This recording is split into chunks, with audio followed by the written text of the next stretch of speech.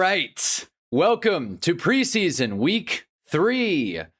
We got Giants, we got Jets, we got some great football on the way, as these two teams always produce. Welcome to the stream. I am Hunnaball, and I will be watching this game, despite my better judgment, in its entirety. We got some NFL news to go over. We got a Hinge update on the half. So if you tuned into this one, you found a great one, because it's preseason, and I still don't know how the hell I'm going to fill time. But here we are. So welcome. Happy Friday. Happy Friday. The days are all meshing together because we got teams playing on Thursday, Friday, Saturday. It doesn't matter. There are no rules in preseason. And that's all I got.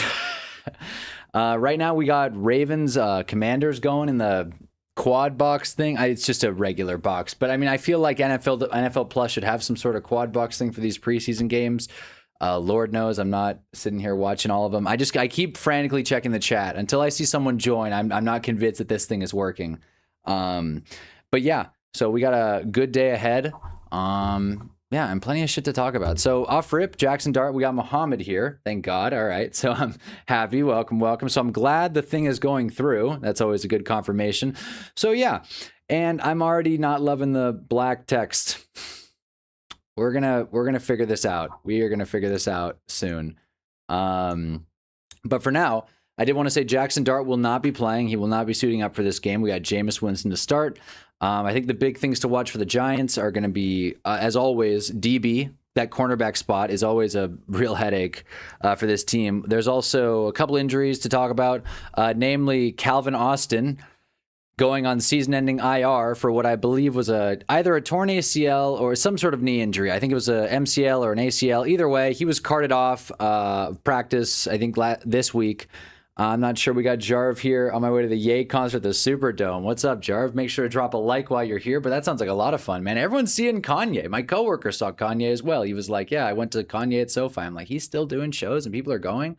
I mean, I'm happy to hear it. I'm glad Ye is, finding his way back into pop culture, but I didn't know Bully did that well. But again, it's Kanye. People show out.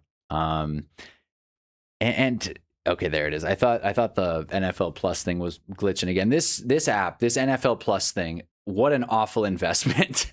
$9 to watch these preseason games, never again. But yes, the one in New Orleans. I would imagine the one in New Orleans, as Jarvis, our resident Louisiana fan, and also. Yeah, I feel like when you say Superdome, it's the one in New Orleans. I know the Mercedes-Benz Superdome is also what it's called. I think it's funny that they kind of stole that title. There's only one Superdome. Just like there's only one New York Giants, and we're going to watch them today. I can't find the rhythm right now, man, because this stupid game isn't starting. I wasn't sure whether or not to start the stream early because I accidentally created the broadcast and then fucked up the time. So we're here early.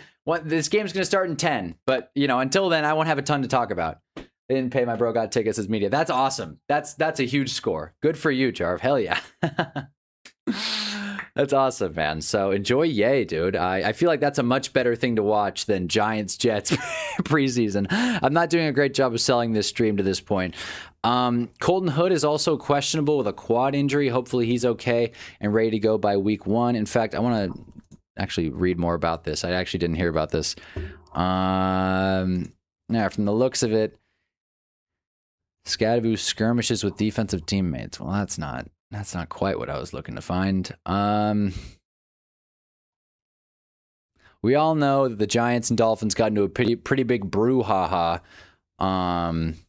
last week, but of course the Giants would end up being the victors, smashing the Dolphins. I forget the score. I want to say 28-3. Either way, it wasn't very close. Go Big Blue. I got a lot to say about the future roster. And those going, hell yeah. Wait, what? One of his helpers got caught by Isaac. Wait, who are we talking about now? Ye? One of Ye's helpers got caught? I hate this at the Caesar. Oh, that's right. I hate this at the Caesar Superdome. And the fact that the Falcons, of all teams, have this Mercedes-Benz name is now such BS. I agree. I completely agree. It just completely lambasts the tradition of it. It just shits on the tradition. That's a better way to put it. It shits on the tradition of the Superdome. When you say Superdome, the fact that it's even which one, it's annoying. It sucks. It's not Muhammad's fault. It's all these rich owners. But speaking of rich owners, you might be wondering why there's some random house. We got Giants fan 10 here. You might be wondering why there's some random house here. That is no random house, okay? I want to make sure I got this. This is the I damn it, I had it pulled up. This is the Wheat Hill Mobile Home Community. Okay. The hell. See, now the chat's getting cut off. We got just an idea here as well. We got the Wheat Hill Mobile Home Community. For those of you that don't know, this is where Niners owner Jed York got caught with his hand in the cookie jar. This resides in East Palestine, Ohio. So throw that in there as well. So yeah, I wanted to bring. I could not bring this up. I didn't. I didn't think I'd bring it up so quickly. I was waiting until I ran out of things to talk about, and we're not 6 minutes into this. So in case you're wondering more about that story, 49, in case you didn't hear, as Joe Fagnano, the star quarterback of the Ravens preseason, trots out to a 24-0 ass whooping over the Commanders right now. Jed York, the 49ers owner, well, he was arrested for allegedly, I gotta say, he was arrested for allegedly trying to pay $140 for little how do I even put it? How do I put it on YouTube where it's like palatable and nice? Hooker. Yeah, $140 hooker in East Palestine, Ohio. Listen, I don't want to be mean. I'm not going to be mean. You guys know what I'm thinking, though.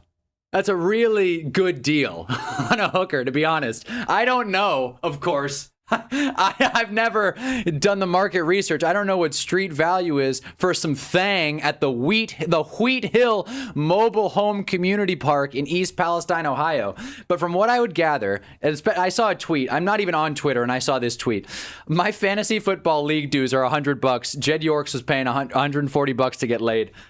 I mean, it's pretty funny. The guy's life is falling apart, and that's less funny. But it is kind of a hilarious story. This is the mugshot, in case you were wondering. I had it lined up on the magic mirror here.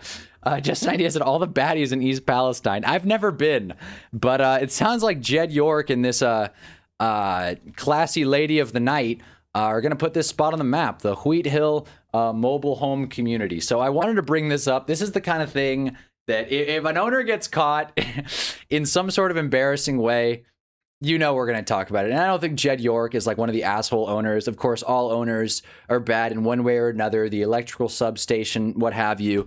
But this is one hell of a topic. And in fact, while we watch this pregame for Giants-Jets, I wanted to go through this video of the Sting. You can find better deals than that, but that's besides the point. He's a billionaire. Yeah, that's it. So it's like $140. Look, again, I'm speaking without any frame of reference here, but $140 feels like more than the cheapest option, but not much more. Not much more. I'm sure you could have a fun night for a cool 70 in East Palestine, Ohio. So he doubled that. Still a little underwhelming, to be honest. And you could see the whole setup here is just very uncomfortable. Watching people get arrested for crimes they clearly committed is just never... It's fun. It just makes you feel weird as the Commanders are tackled behind the line of scrimmage. I don't know why I still have this Ravens-Commanders game on. So while I play Jed York... I don't have audio. Hold on. Let me turn on my headset here. This is very important stuff.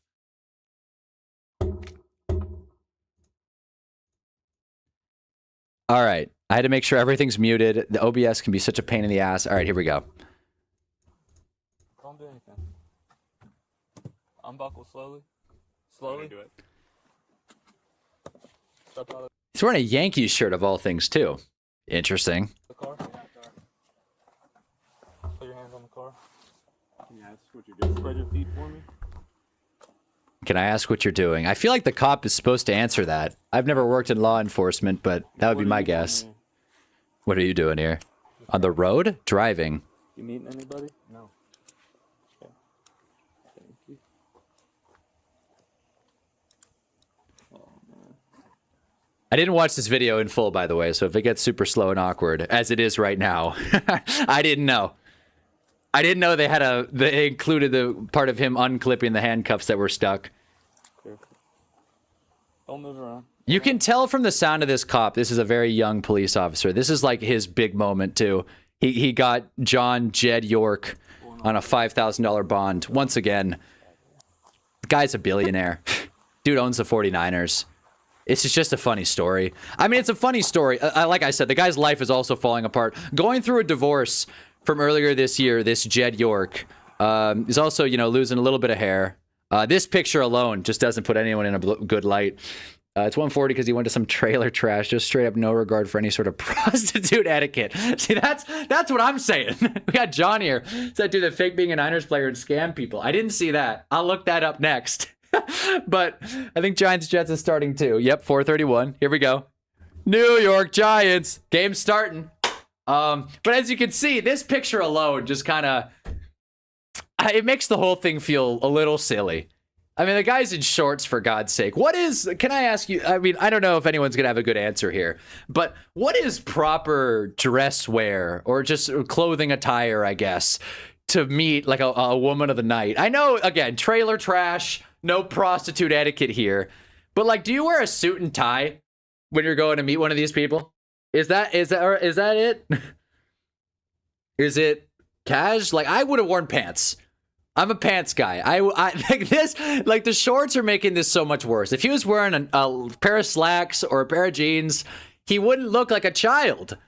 But he looks like he just got caught putting an extra bag of Oreos in the shopping cart at the grocery store. That's how he looks.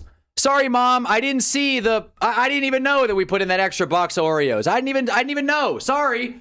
I'm not here to meet a $140 prostitute. I just happen to be driving around in this mobile home community in East Palestine, Ohio.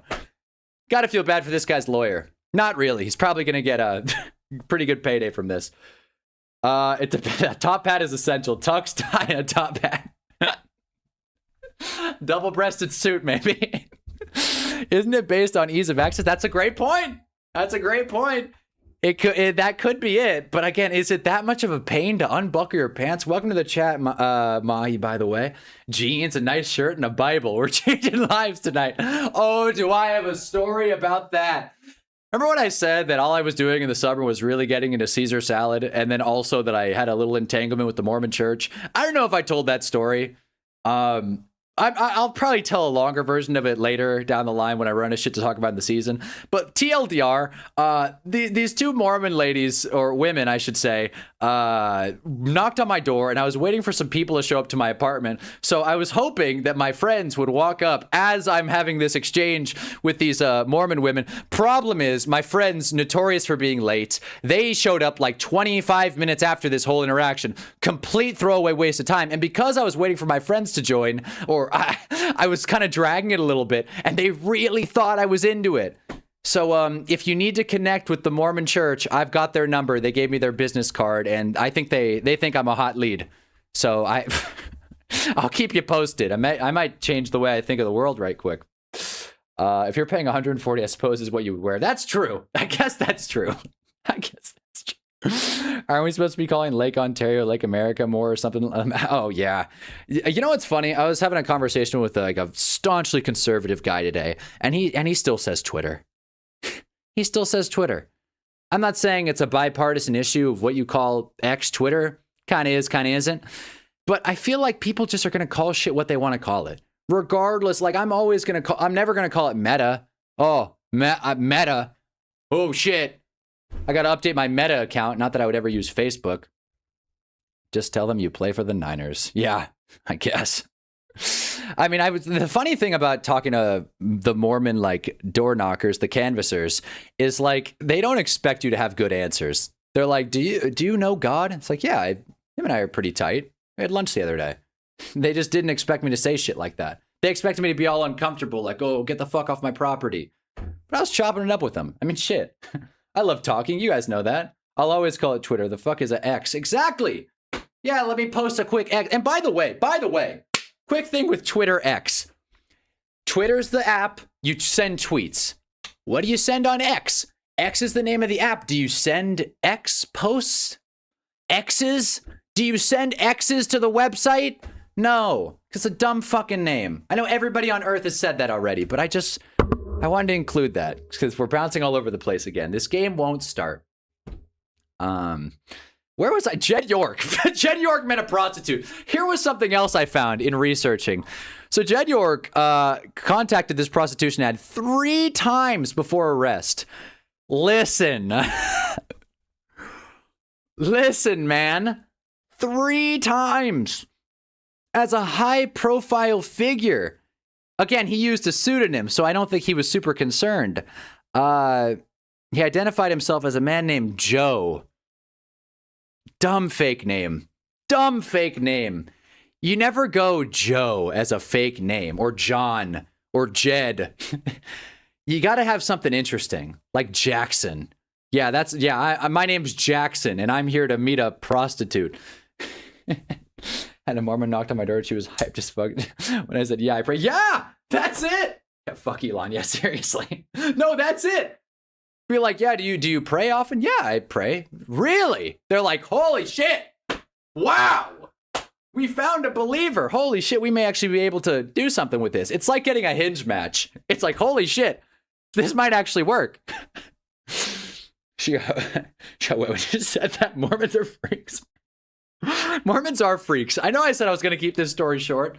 I know that they think I'm a hot lead, and when I say that, I don't mean like hot, like attractive. I mean like how do I even put this? A likely person to join the church, right? Like a sales thing. And they came back like 3 weeks after. They came back, and I was looking outside my window. This was before I put up my blackout curtains. If you're wondering why the lighting looks different, it's because I put up blackout curtains. What an investment. But before I put them up, I had my shirt off.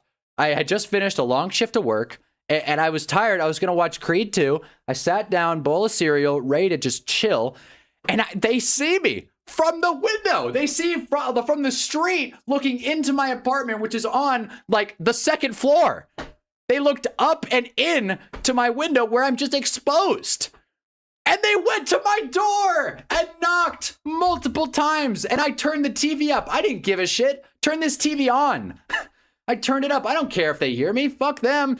They kept knocking and knocking and knocking. So now I have no idea how the Mormon church sees me. So I may not have to retell that story. Point is, Mormons are freaks. Kickoff in New York. And I don't mean to say that to shit on Mormons. I just mean like, I think anytime anyone canvasses at someone's door for religion, it's just never a good look. And I hope and pray that one day a Scientologist rolls up and gives me the whole spiel. That way I can actually ask them, can I join? I would love to see what's going on. I would totally do that for a video. Anyway, Jameis Winston trotting out. We got ourselves a whole game of football out there. Like I said, Dart isn't playing. Neither is Calvin Austin, who suffered a knee injury and is now out for the season, so that's great. But we're going to see how the Giants look against the Jets, who are, let's face facts here. These are not the 2 best teams in the NFL. No one expects this to be a Super Bowl preview. Not that that's different from any other year. But it is interesting because the Giants, who lost 4 or 5 yards on a little end around there, not a great way to start. The Giants, who also are playing their first team offensive line from the looks of it, outside of Andrew Thomas, the Giants beat up on the Dolphins, right? And the Dolphins aren't a good team. No one's going to say they are. The Jets aren't a good team. So it's going to be interesting to see how this carryover effect kind of works. Again, preseason doesn't matter, but I think it goes to show how good of a camp and how good of like a just overall summer you're having as a team. I'm reading a bunch of articles about how the Giants have been practicing like all hell. Like Jameis rolls out, gets hit as he throws, spikes into the ground. They're going to call that down. So there it is. 3rd down coming up for the Giants. What was I saying? All over the place today. I can't even think.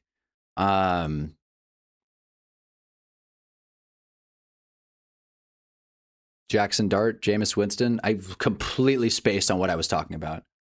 Mormon's just Scientology with more meth and less psychedelics. Well, that's not fun. That's not as good. Scientologists would never do that, Lil. They only like rich people. That hurts. That hurts. Jarv just called me broke. For no reason, Jarv just called me broke. 3rd and 14 coming up for the Giants. Jameis drops back. And throws a pick. Bounced right off. I think that was Odell Beckham Jr.'s hands. Looking for a flag. There is none. I'm pretty sure that ball just sealed Odell Beckham Jr.'s roster fate on this team.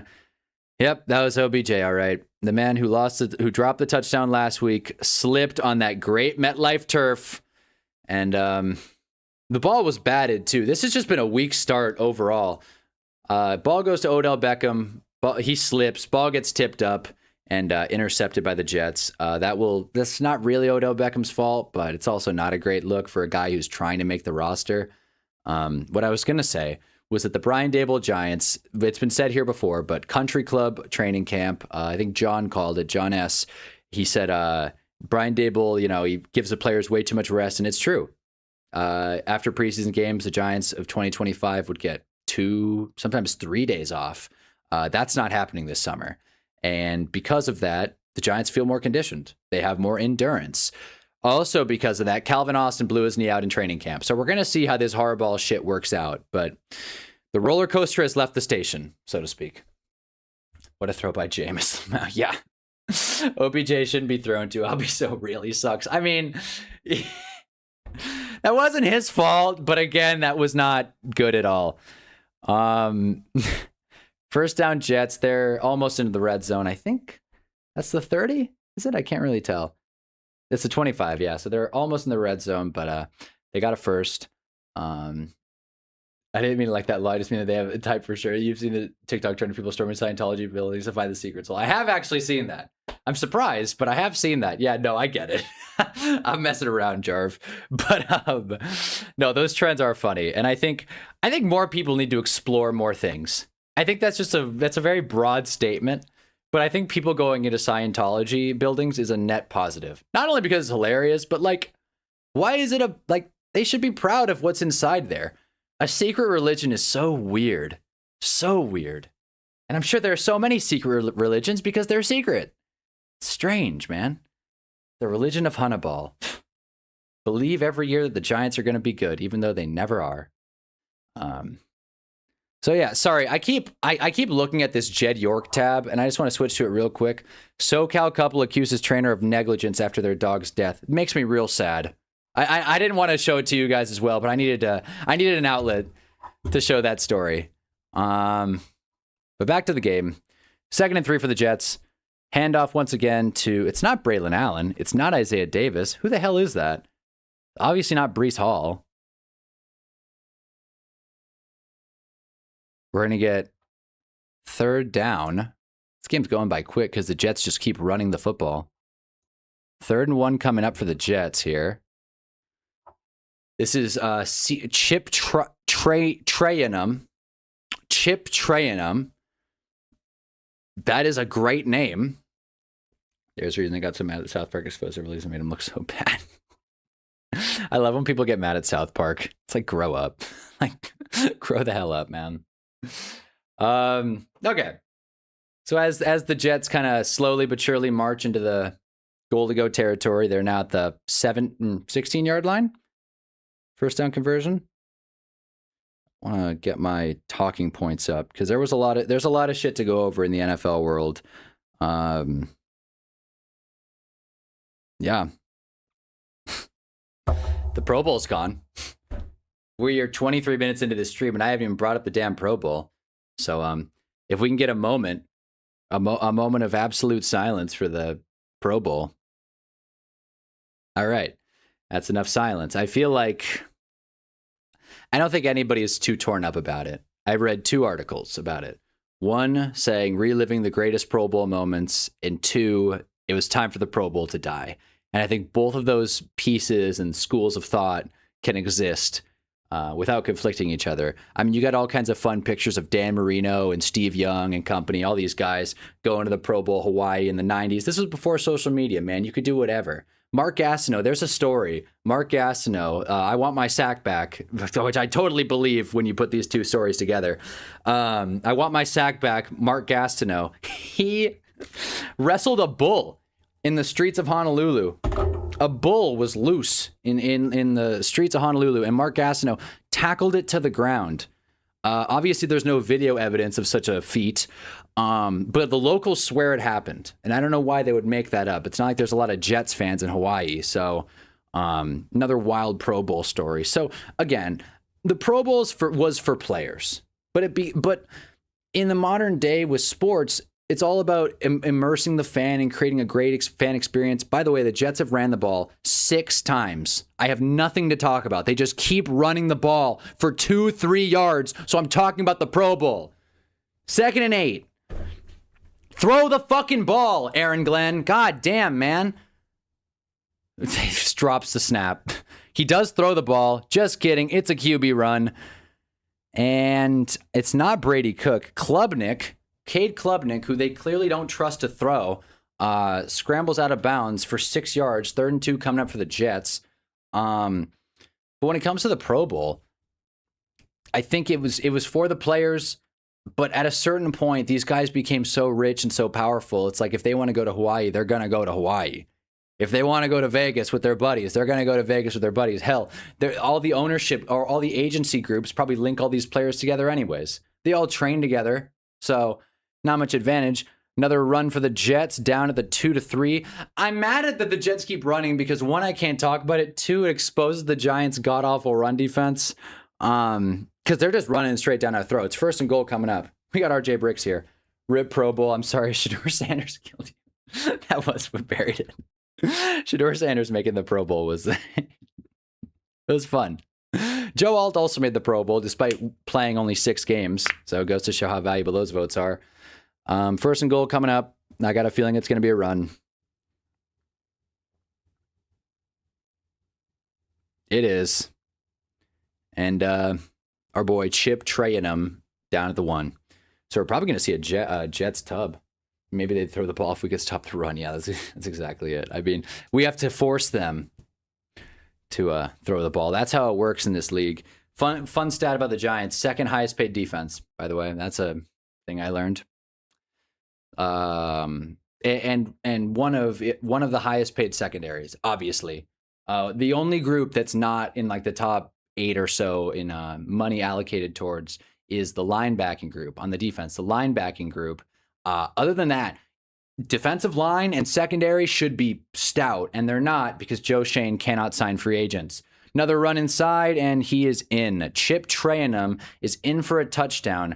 The Jets had 10 plays, 10 runs, 9 of which went to Chip Trayanum, who averaged a whopping like 2.8 per carry. Either way, Jets 6, Giants 0. Who's number 1? Giants. I actually don't know. Number 1 on the roster. I don't have player numbers memorized. And the point after is no good. So Jason Sanders bricked it. Funny thing about Jason Sanders, he was playing for the Giants. The Giants signed him this offseason, but he lost the kicking battle to both Ben Sauls and Dominic Zavada, who's going to win the kicking job. So I guess the Giants got the right kicker, at least. That's nice. They're down 6-0 to the Jets, though. So that's not fun.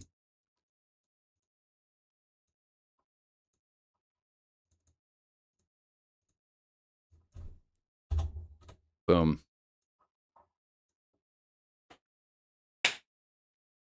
Oh, who's number 1? I believe Steelers.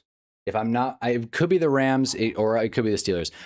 What I did was I bought the Sharp football analysis, so I'm going to be bringing some analytical takes as well, which I'm sure everyone's super excited to hear.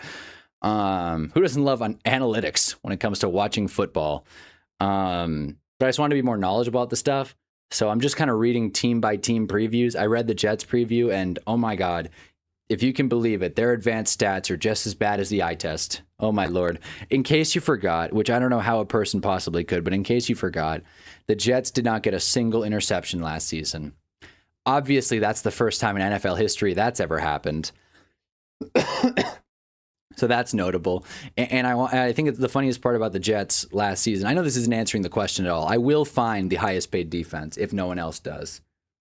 But the funny thing about the Jets that I just want to close with is that they did not get an interception, despite, for the first half of the season, having the highest paid corner in NFL history and also a cornerback at head coach. Everybody has said it. I still think it's crazy that the Jets didn't get a single interception. 4 total takeaways, which was obviously dead last in the NFL. Negative 19 turnover margin, also dead last in the NFL. They sucked. Whereas the Giants blew a bunch of games at the end, the Jets were just straight up bad. Just straight up, no disguise. Jets were awful, especially in the first half, if you can believe that. The Jets were actually a better second half team, namely because the team they were playing kind of phoned it in and almost rested their starters. I mean, looking at you, Buffalo. Watch the Rams go Burr. Let's go. Are you going to do a Hunter weekly Giants parlay this year? So I have some fun stuff planned for that, but I don't want to announce it until I get anything certain. But there's definitely going to be some picks and some parlays and some segments this season. I'm very excited. You guys will see in the halftime hinge update that we're really doing it up this year. But let me look up this highest paid defense, which I realize I'm basically just searching into Google. It was the Steelers. I knew it. I knew it was the Steelers, even though, wait, Google says the Ravens are second. Sums up here. Sums up. Someone's lying to me. I don't know who it is. If I had to take a guess, I would say it's Gemini. I'm telling you, I would not make this up. Okay, maybe some money moved around. The Giants are right there at the top. The Ravens are 2. Steelers are 1, supposedly. Bears are right up there as well. Pats, Seahawks, you name it. It's funny because you have, like, obviously really good defenses that everyone can agree on. And then there's the stupid Giants. So there you go. A San Fran owner wearing a Yankee shirt in Ohio. That's what I'm saying. The guy's from Ohio, but yes, that's what I'm saying. There's still space in both fantasy football leagues. Yes, if you want to join either of the Honeyball fantasy leagues, Muhammad Darwich 9036 is running them. I'll be joining the Guillotine Death League. I just didn't know the link was active, so I'll be joining that today. Giants have -4 total yards. Let's see if we can change that. I think that was Turbo.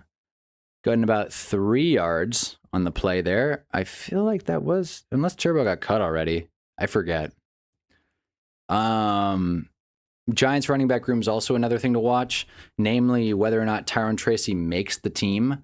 Crazy thing to say, but it is true. Now that Najee Harris and Devin Singletary appear to be valuable pieces in this backfield, even though Najee Harris isn't even playing, Tyrone Tracy is the one in the hot seat because he can't block and he didn't hold on to the ball last week.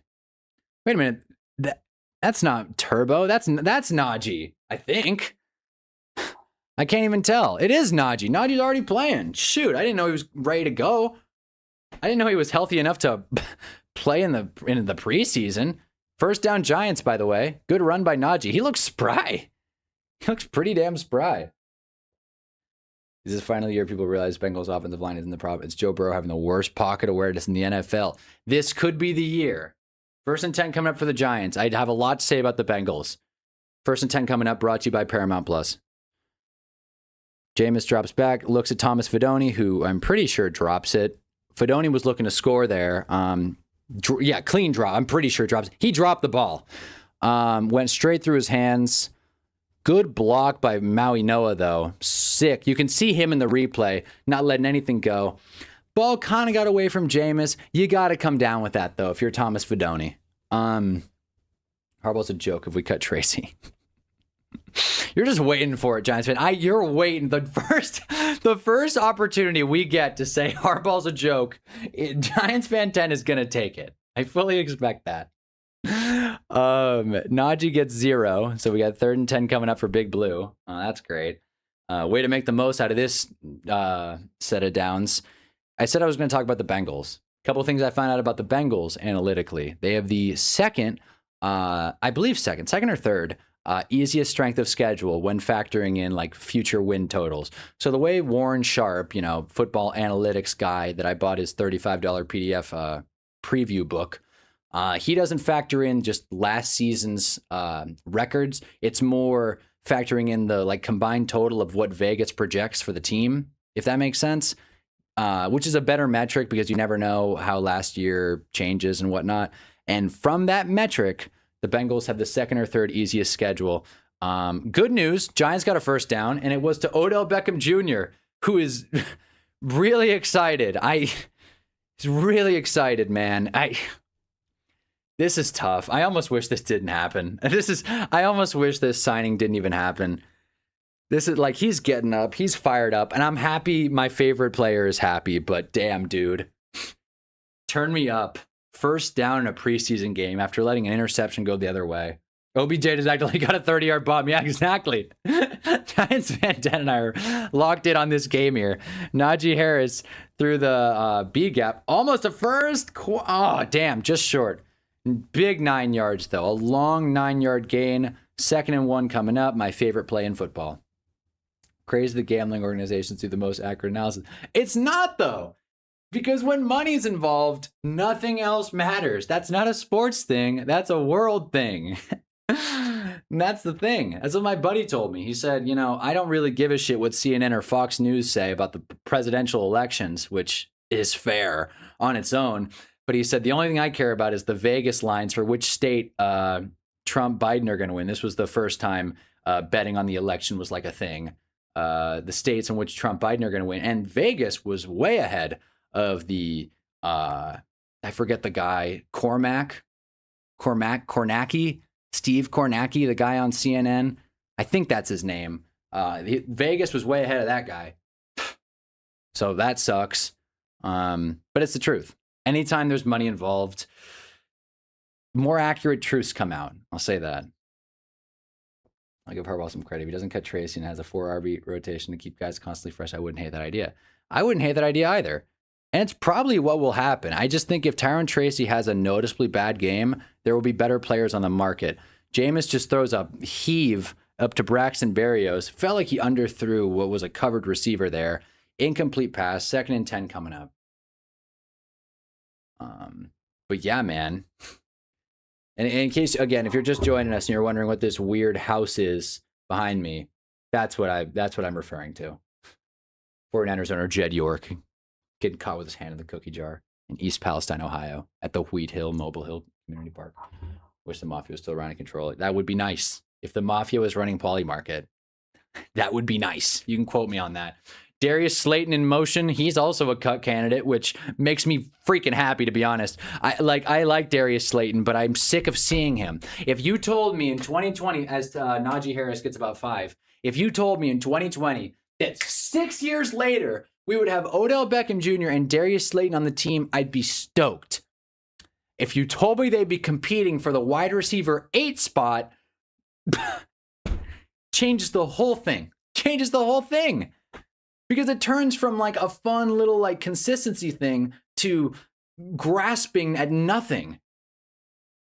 Second worst thing to happen to Palestine, Ohio. Yeah, though the jokes write themselves. 3rd and 6. Jameis drops back. Season open man. I think that's Berrios again. And he fumbles, bro. Give me a break. And Braxton, I mean, it's preseason. Who gives a fuck? But like, nice play, Berrios. Damn. Guy's looking to score. He coughs the ball up. That's 2 turnovers and 2 drives. And like, I mean, let's see if he secured the catch. He definitely did.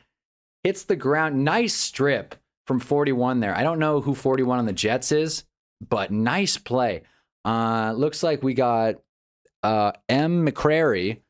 M. McCrary Ball. Actually, that's his name. Huh. Is that a Honeyball mention? Anyway, he forced the fumble. Quantez Stiggers picked it up. So congrats to the Jets. Greatest play in franchise history. We just saw it. So there you go. See, it's just preseason when the Giants are losing. What the hell? We are in wide receiver hell. I mean, that's not great. Austin died. OBJ and Berrios suck. Neighbors off an ACL. I need Mooney and Fields to save our lives. Malachi Fields is having a good camp. I'll say that. That's something. That's nice. OBJ celebrating that first down earlier feels like you're playing with your old dog for 40. That's exactly it. That's exactly it. It's just like, oh, damn. You can't even like delude yourself into thinking, yeah, fuck yeah. Odell Beckham Jr. is back, baby. First down Giants. The play didn't look good. No one on this field looks fast. That's just the truth. This is MetLife turf in preseason. You think they give a shit? I would assume there will be a couple of injuries in this one. And I hate saying that. No one wants to bring it up, but it's the truth. Like, if they don't maintain the field in the regular season, what do you think they're going to do for Giants-Jets preseason? Come on. Looks a little more dynamic than he did at Notre Dame. I'm liking the pick more and more. You see? But I'm done defending Joe Shane, man. As soon like that, our free agency ads have been such a waste, to be honest with you, namely our secondary. And like, I'm not going to get into a Joe Shane thing right now, but he gets credit for drafting. I wish he could just be head scout, honestly, because this guy cannot bring on a free agent for anything. Like, we've been tanking, I mean, not even intentionally, but we've been awful for the past 4 seasons, and we have the second highest paid defense. And my biggest concern going into this year is stopping the run and having a good secondary. What the fuck? It's basically stopping the run. My biggest concern is that the defense won't be able to stop the run or the pass. So I'm pissed. I'm angry. It's Jets football. In an effort to ease my mind a little bit, let's do a preseason catch up, because I got a feeling this Jets drive isn't going to be much to talk about. Honey, you look like you need a drink if you drank. Yeah, I mean, it's hot as fuck in my area right now. I'm going to be honest. I got the AC going and I'm still sweating like a whore in church. I said that at work. Don't say that at work. And it is hot as hell though, man. Like, I went for a run this morning and I was like dying. I was huffing and puffing, out of steam. Almost an interception, not quite. Was that Isaiah Simmons who picked up the ball? He's still on that team. But yeah, I was running, sweating, and I felt like passing out. That's how hot it's been. Anyone who thinks global warming's fake, I mean, I don't really know what to say anymore. It's so blatant and such an inconvenience. And speaking of how hot it's been, I'm glad Stoner Cat, by the way, welcome to the stream, Stoner Cat, brought that up. I want to pull up this article real quick. So this Otis isn't here, but I feel like all of us can relate to this. By the way, another Jets incompletion. This is going to be a punt for sure. So I feel like all of us can relate to this in one way or another. Okay. We've all, that was a clean drop. We've all worked with that military drill sergeant who's trying to, relive the gritty days, Like, anyone who's ever played sports in high school, they like the coach probably brought in like a guest trainer, like a guy like this guy. He fought in Iraq. He brought out medical supplies to the people that were doing their job, and it's like, this guy's tough, and he's gonna show you how to work hard. You ever worked hard before? Apparently, the Arizona State hockey team had not. This genius had military style. This is Matthew Mayich. This is the guy who collapsed. I forget the name of the fellow who was the coach.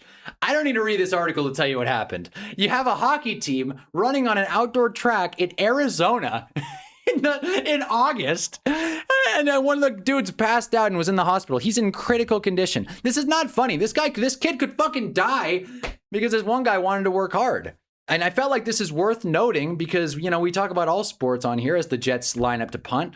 But Matt Mayich, who's a 2023 selection for the St. Louis Blues, looks like a nice guy, right? Seems like a sweet kid. He passed out and is now hospitalized because Tim Ziesel, a non-university employee, who was first identified by the Arizona Republic, 39 years old, did not respond to any calls. Basically, he just had these guys do sprints, planks, push-ups, and bear crawls. So just like no like refinement, no like training plan, just run, do push-ups, and fuck it, run on your hands too. Yeah, in the heat. You want to learn how to win? You want to be a good Arizona hockey team? We're going outside. I don't know how much you know about hockey. That doesn't happen. This SoCal heat has been asked though. Yeah, especially on the West Coast. I don't know how hot it is in the Midwest or East Coast right now, but over here it's been hell. I'm not used to this shit. Oof, I don't miss school at all. Best of luck on your apps. Oh wait, what did I say? I missed something. Sternk, I hope summer was good. Everyone was real wise at below 100 yesterday. Thanks, RJ. Oh shit, nursing school apps. That's what John's talking about. Nursing school apps suck. Nursing school is tough. Everything I've heard about it is not fun. It's 103 right now, and I'm on a roof. My God. I bet back in his day, that's what they did, and they won state. That's exactly it. It's exactly it. You have these old heads reliving the glory days, and we got Gen Z going down because of it. Hope prayers for Matt Mayich. I'm not trying to make light of this very serious and stressful situation, but you know what? Fuck it. That's exactly what we do on this channel. And the fact of the matter is, military style workout under scrutiny after Arizona State hockey players collapse. All you got to do is throw in they were working out outdoors, and that headline tells you all you need to know. What a stupid thing that happened this week. What a ridiculous thing. This game turned ass real fast. Who would have thought? Who would have thought Giants Jets preseason wouldn't be a high flying event? My middle school soccer coach was a middle-aged homeschool mom with 9 kids. She was a different breed. How so? Like, as in, like, tough? Like, hard work? Probably. Yeah, 9 kids? Yeah, probably. Unless they're adopted, that's a strong body. No other way to put it. Brother, hoping I get in. Yes. Let's give prayers and love to Stoner Cat as this nursing school journey begins. My God. The Northeast has finally calmed down. We were consistently getting 90 that felt nearly 100 with the humidity. That's the one thing. East Coast gets humidity, which seems like hell. But this bright ass light is also kind of making it feel warmer and hot in here. In fact, I'm going to turn the AC up. Hold on.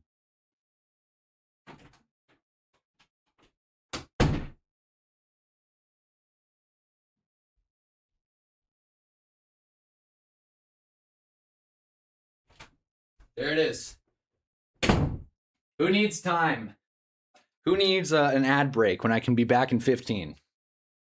Joints out for Stoner Cat. There you go.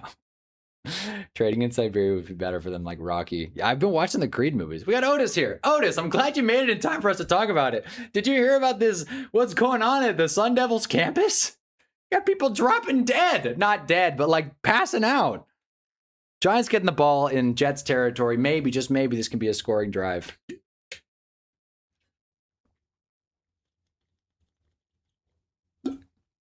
Big sip. Jameis sidearms it to the man underneath. I think is that Ricard? I can't tell. I don't know who any of these new numbers are. I think it's Ricard. Oh, fun fact about the Jets. Their new offensive coordinator, Frank Reich, is Frank Reich. So there you go. Their former offensive coordinator, Nate Hackett, is now in Arizona. So talk about a fun life. Going from being the New York Jets offensive coordinator to the Arizona Cardinals offensive coordinator. Arizona hockey is competitive. It just means more. Yeah, well, does it mean enough to practice outside? Tyron Tracy's got room. Down at the 29, Tyron Tracy looked like he was going to house that. He had a wide open lane. Wow. Really excellent blocking across the board there. That was a wide open lane. Holy shit. Appreciate it. Always definitely always can use more medical for sure. Yeah, right. We always need more medical professionals. What about Dolly Parton, Tim Curry, and Frank Weller? No. What, did they all get caught in East Palestine, Ohio, getting hookers, or what happened? What is tomorrow's morning to yesterday's Friday? Oh, thanks, RJ. I don't know, pal. I don't know, pal. Arizona hockey, Texas football. Jameis steps up and he's got Odell Beckham. Holy shit. Okay, all right. He's feeling good. I don't know why I'm still in this tab. But yeah. He's feeling good. He's rocking and rolling. Darius Slayton didn't even bother. First down. Easy. Get it off the board. You know, if he didn't slip... Look at the ref. I don't know. If you guys aren't watching the game, the ref, who's very much in the shot, just goes... I don't know if that was like, he's back, or they really just let Odell Beckham Jr. catch a first down. Whatever that face was, I'm laughing. Tyron Tracy is into the end zone. He'll probably make the roster. Peter Cullen. Who are these people? I know Dolly Parton, but I don't... And I know Sophie Cunningham. I say that because that's the only... Dolly Parton died? Holy shit. Well, that's not good. Rest in peace, Dolly Parton. I mean, 80 years old, but still, life worth celebrating. I imagine that's what Muhammad's getting at. You know, Dolly Parton, Tim Curry, Frank Weller, and Peter Cullen are all no longer with us. So I hope they make a good trip to the resurrection. Dominic Zavada, point after, is good. Giants up 7-6. But no, I mean, rip Dolly Parton. What do you want me to say, guys? I know, like, shit. An 80-year-old woman passed away. I know a lot of people are going to be devastated, real torn up. I'll tell my only Dolly Parton story because this is not a person I know much about. I know, obviously, musician, country music legend. Her and George Strait really tore it up back in the day.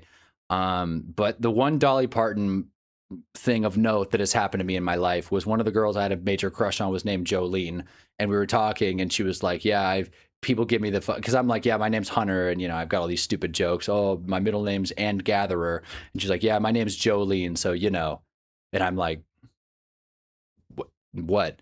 And she's like, the song, like, what song? I know Kendrick Lamar and like other art. What the fuck song are you talking about? She's like, Jolene, Dolly Parton, the song. You've never heard of it? So then I listened to the song and tried to make a connection. Like, oh, maybe I can like listen to the song and then use that as game or something. And I went into work. We had a couple conversations later. Long story short, she's now dating women. So there you go. That's the story. That's all I can say about Dolly Parton as far as what I've experienced. Nice lady, seemed real kind. I know she's got Dollywood down in Tennessee, so rest in peace to her. People already are devastated. This is old news. That's what I mean. Yeah, I definitely thought Dolly would live forever. I miss a lot of chats. Holy shit. Optimus Prime died? What do you mean Optimus Prime died? What do you mean? The guy who voiced Optimus Prime or literal Optimus Prime? She had an amazing record with Kenny Rogers. Well, that's like saying winning a Super Bowl with Tom Brady. Okay, it's not tough to do. People are already devastated. This is old news. This was yesterday. Oh, no, it's not. This was 3 days ago. Holy shit. See, this is what I mean. What YouTuber do you guys know is completely offline, dude? So Dolly Parton died, not even know about it. I mean, shit, dude. Tim Curry, I didn't know. I don't know much about the fella. In fact, let's just do a moment here. Let me see. I mean, Tim Curry is an actor. Oh, I know him. He's from that Rocky. Okay, the guy from Rocky Horror Picture Show. I've seen a clip of that. So that's something. Film major mention. Again, I don't like. Again, rest in peace to these guys. I mean, I'm not trying to sound disrespectful. I mean, it got brought up. I just don't really know what commentary to add. Like, someone died. That's not a good thing. Okay, Peter Cullen, the guy who voices Optimus Prime, passed 2 days ago. That's a bummer at the age of, what have we got here? He was also in Invincible. Oh boy. Died at the age of 85. So again, not to bring light to these deaths, but oh shit, this is the wrong page. You can see, I got it set up. I got it set up already. You see? I got it set up. I got it set up. Anyway. It's a little spoiler there. I was trying to save that. But yeah, man, Peter Cullen, 85. What I was going to say was, not to make light of this, but at least a lot of these people are on the older side. He's also Thetis and Invincible, but I don't think that matters anymore. That is it. That's why Thetis sounds like Optimus Prime. I finally just made that connection. Okay. And now Storm from American Gladiators. Yeah, I've never seen that movie. Rest in peace to all these people. I'm anti-death. You can believe that. But I also think death can be a beautiful thing. Not to be all weirdly philosophical as we watch Jets Giants preseason and enter the second quarter. But death can be a beautiful thing.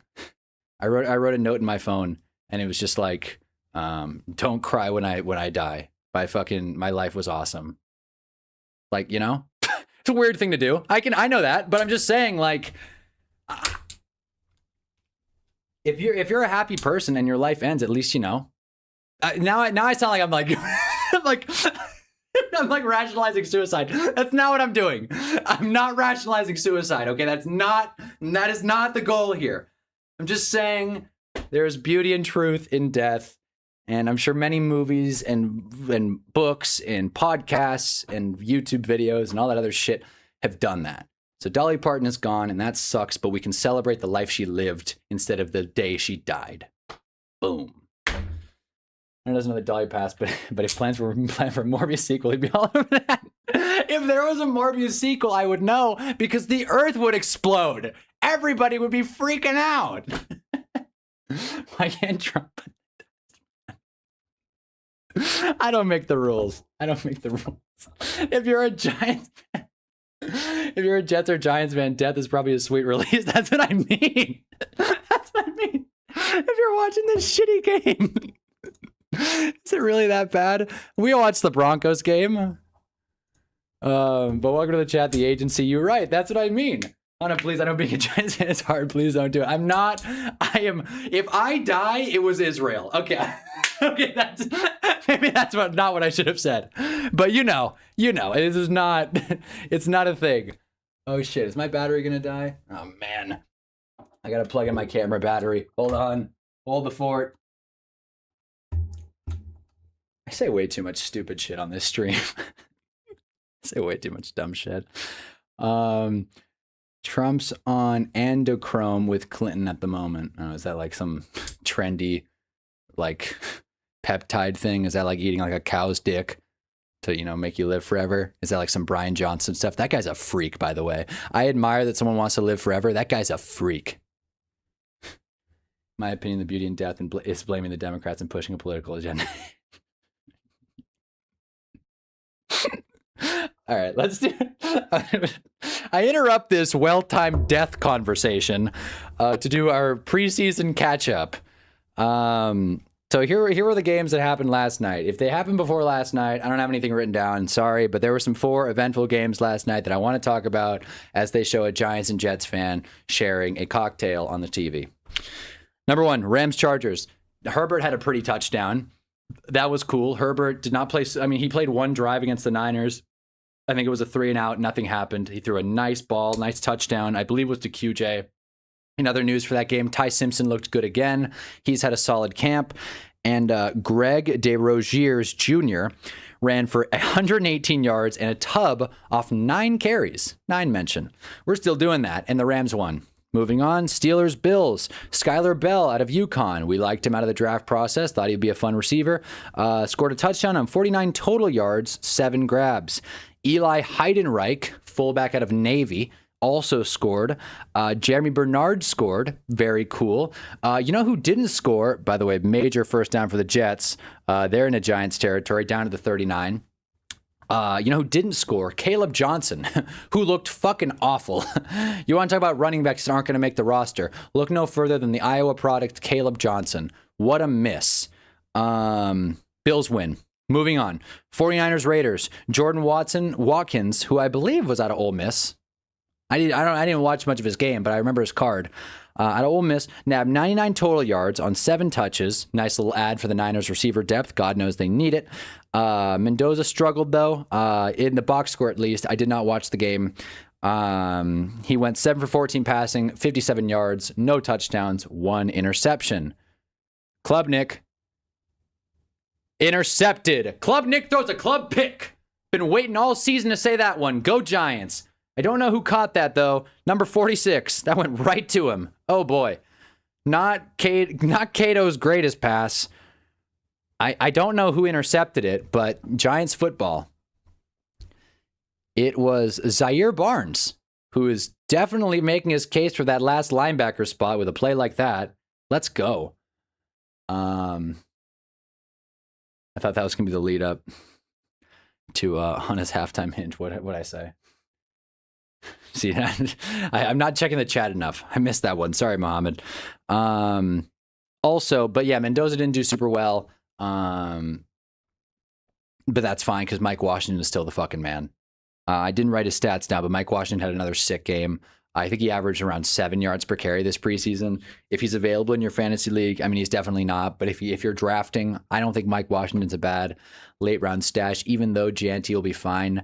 Or G&T, whatever, will be fine. Next and last and most notable game of last night, Browns-Patriots. Come the fuck on, man. Dylan Gabriel has entered the fray. All of a sudden, the QB controversy went from 2 to 3. They named Watson the starter, and DG got pissed. Why is no one talking about me? Dylan Gabriel went 12 for 15, 186 yards, 3 passing touchdowns. 1, 2, 3 touchdowns through the air. If Shedeur did this, we love Shedeur. But if Shedeur played like Dylan Gabriel did last night, they would cancel these preseason games. and just to have NFL Network and ESPN and just forget all the football being played. We got to talk about Shedeur. If he threw 3 touchdowns on 12 for 15 passing, no interceptions, DG finished with a passer rating of 157.9, which is 0.4 passer ratings away from perfection, so that's pretty cool. Taylor Green also showed up. He did well, especially through the ground. 8 carries for 66 yards rushing. He also threw the ball a couple of times, but whatever. Kyle Williams caught a deep touchdown. Don't draft Travion Henderson. Browns win by a lot. And that is my preseason summary. If that bored you, I'm sorry, but this shit is worth mentioning, especially Dylan Gabriel. All right.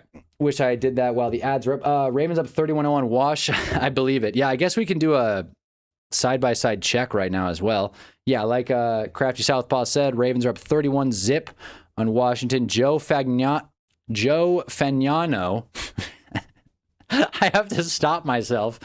Fagnano is really having a good summer, frankly. He is forcing the Ravens to keep on 3 quarterbacks, which we all thought was going to be Pavia, being that 3rd quarterback, but he didn't even make the team going into camp. Other games that are happening, we got the Tua revenge game. I didn't even know this was happening. This is what we should be watching instead of Giants-Jets. Tua 7 for 8, 95 yards. He's playing better. Falcons up 14-3. In fact, you guys can go on ESPN yourself, but we're here. Also, let's see what we got here. Giants fan 10 said, dude, so we're going to find out what the hell just happened. Jameis, awful play action, but good block by Najee. Deep ball! Oh no! He dropped it. He fucking dropped it. It's like... the childhood dog comparison is exactly it. It's like I'm watching, a good friend just fall apart in real time. Never met the guy, but this is my favorite player ever. That wouldn't even be that would have been a score in his prime. And it's fine that he's gotten old, but damn, dude, gotta come down with that.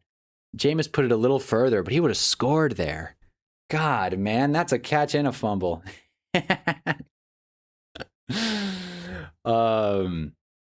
I see Otis said something. As a kid, I used to get Tom Cruise and Tom Brady confused for another. That's fair, actually. That's a very reasonable thing to do. Mike Washington Jr. is in my fantasy. I had him with Janty problems, but I released him for Packers RB2 since Jacobs probably getting suspended. Other news, yes, Josh Jacobs is probably going to get suspended for 6 games. I don't want to talk too much about the details, but they're not pretty. I'll say that. Also, Brett Rippon just threw a pick in the Texans-Panthers game, in case you're wondering. You guys can see it right here. Bucks-Jags, 0-3. That game sucks. 3-3 Saints-Cowboys, and Jameis Winston is sacked. He might fumble. Never mind. Big sack for the Jets. I want to call roughing the passer. That was a bit violent for preseason standards. And these games are just getting started, so I'll let you know. Back to it. All right. That's what Derek Carr felt like. Yeah. It just hurts. It just hurts as OBJ and Yacht Cruise form. It just hurts, man. There's no other way to put it. Last week when he dropped that touchdown, it was 1 play. And he's played well today. That's the thing. Odell Beckham has 4 targets, couple of grabs. For a regular preseason player, this would be fine. But it's just bringing him back was supposed to be a return to Giants greatness. And it's just not been that. Because he's old, man. You can't beat Father Time, especially when you're a wide receiver who relies on your physical abilities to make shit happen. That's what a party city like Green Bay does to you. You should have stayed humble in Vegas. Party City, Green Bay. On it being set up for the most old Yeller situation ever. Yeah, man. I'm going to have to be the one. This sucks. There's no other way to put it. This is not fun. This straight up sucks. So, Odell Beckham's not going to make this team. He's not going to make this team. And this is it. He's going to retire. He's going to retire a Giant, I think. He's not going to make this team.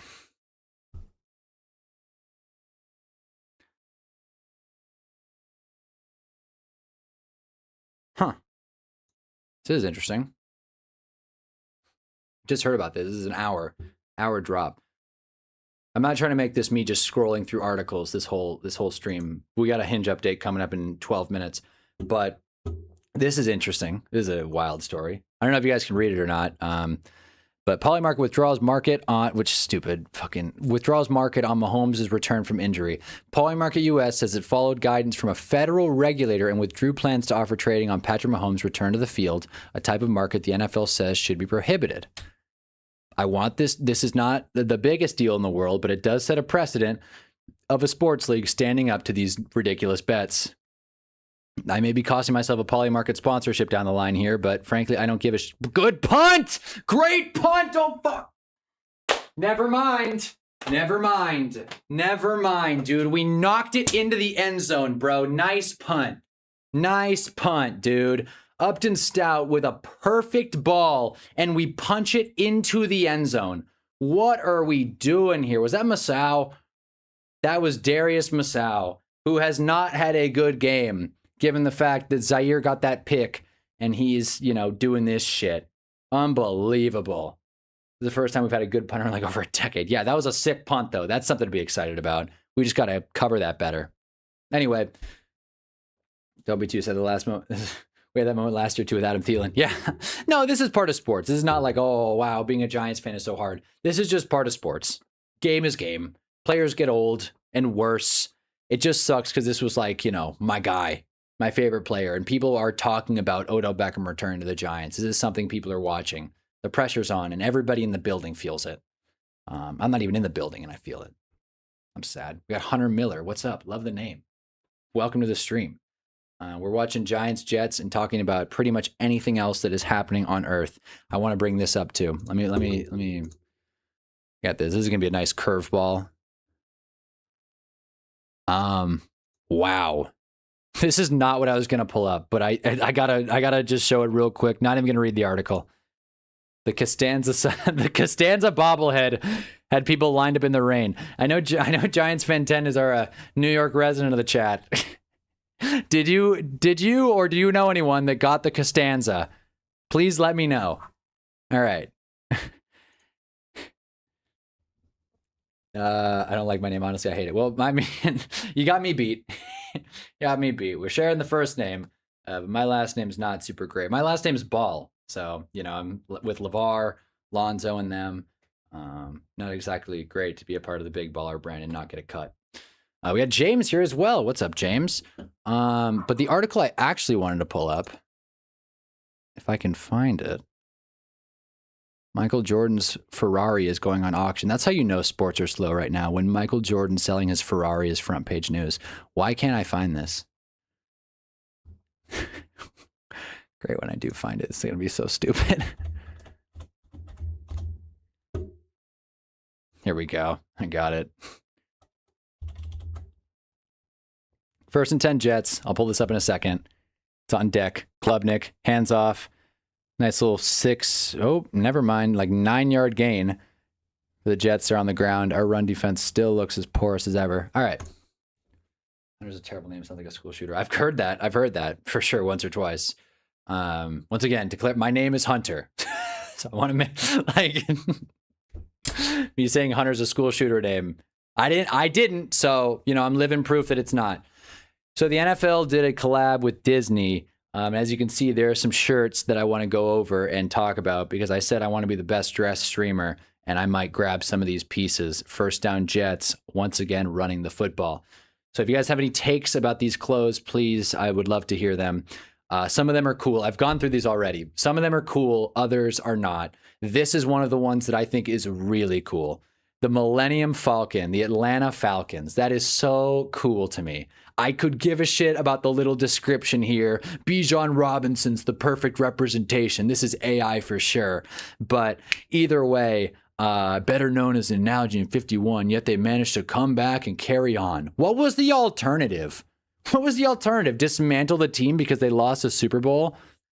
I like this shirt, though. Bad writing pisses me off. This is a cool sweater. I would wear this, and I'm not a Falcons fan. Never mind, I love my name. There we go. Let's pull our money to afford the GOAT Ferrari. Yeah, let's do that. Yeah, and iCarly has type B with the football gig. Socko. What? Wait. iCarly type last name with the football gig. I hope you can fucking unpack this idea. Eagles won the Disney collab. I don't think so. I like this one a lot. I like the Millennium Falcon. 2nd and 9 Jets.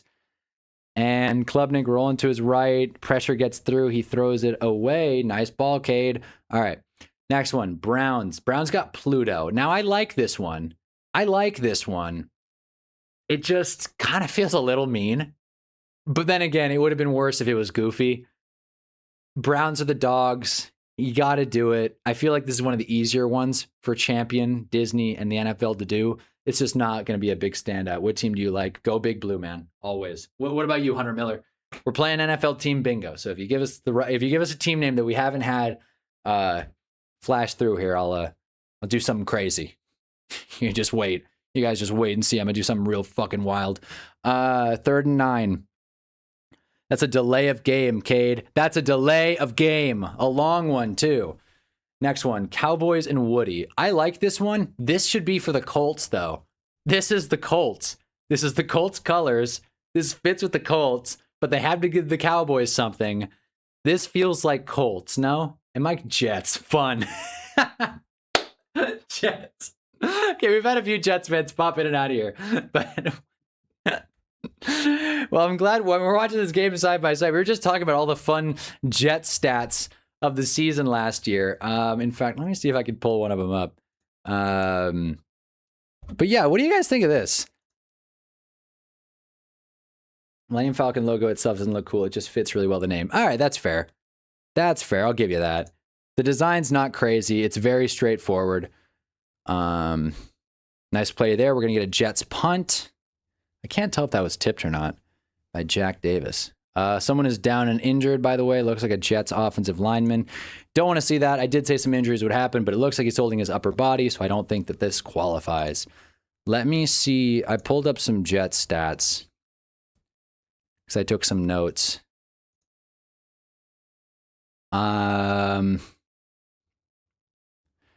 The Jets allowed 170, not to be an asshole, Hunter Miller. I know you just joined the stream, but I saw this yesterday and I want to talk about it. The Jets allowed 175 points through the first half of games last season. Obviously, that's the most in NFL history. 175 points through one half of football. Justin Fields was also the 40th ranked quarterback in EPA through the first half, so he's dead last, even behind backups. He was also dead last in yards per attempt. Again, the Jets were better in the second half, but that's because they were playing the second team. Yeah. But, you know, Dane Belton's on the team now. Welcome, Dane Belton. It's like our other logo. What other logo? There's another logo? That fits for the Cowboys, kind of.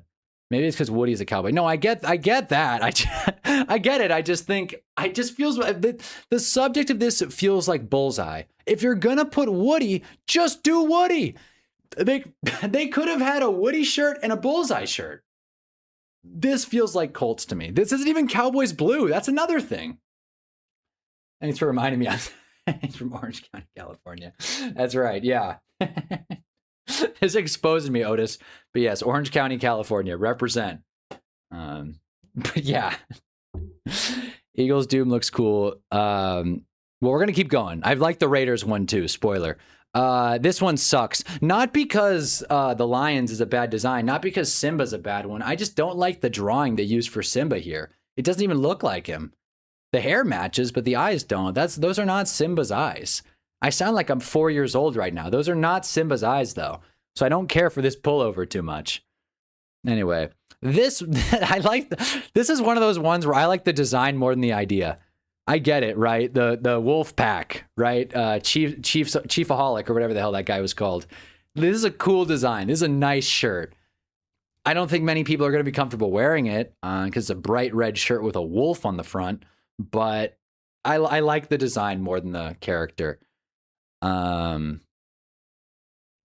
Chief superfan Xavier Badabar. Yeah, it's interesting the NFL is putting a spotlight on him.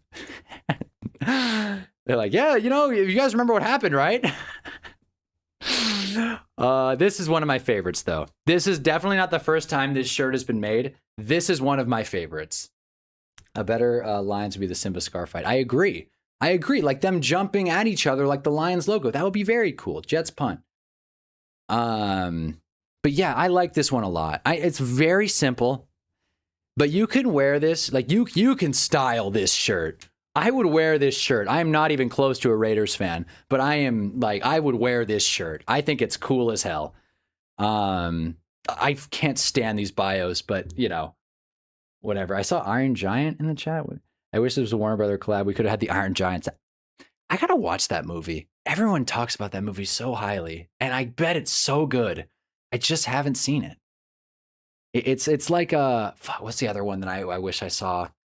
Because I watched the one that I hadn't seen that was like escaping me for a while was Spirited Away, but I watched it, loved it. Now I've seen it like 8 times. The other one, damn it. It was Iron Giant. There was another. I don't think Iron Giant's a Studio Ghibli, but there was another Studio Ghibli that I was trying to get around to. Here comes Brandon Allen. So this game is even more useless now. 7-6 Giants football.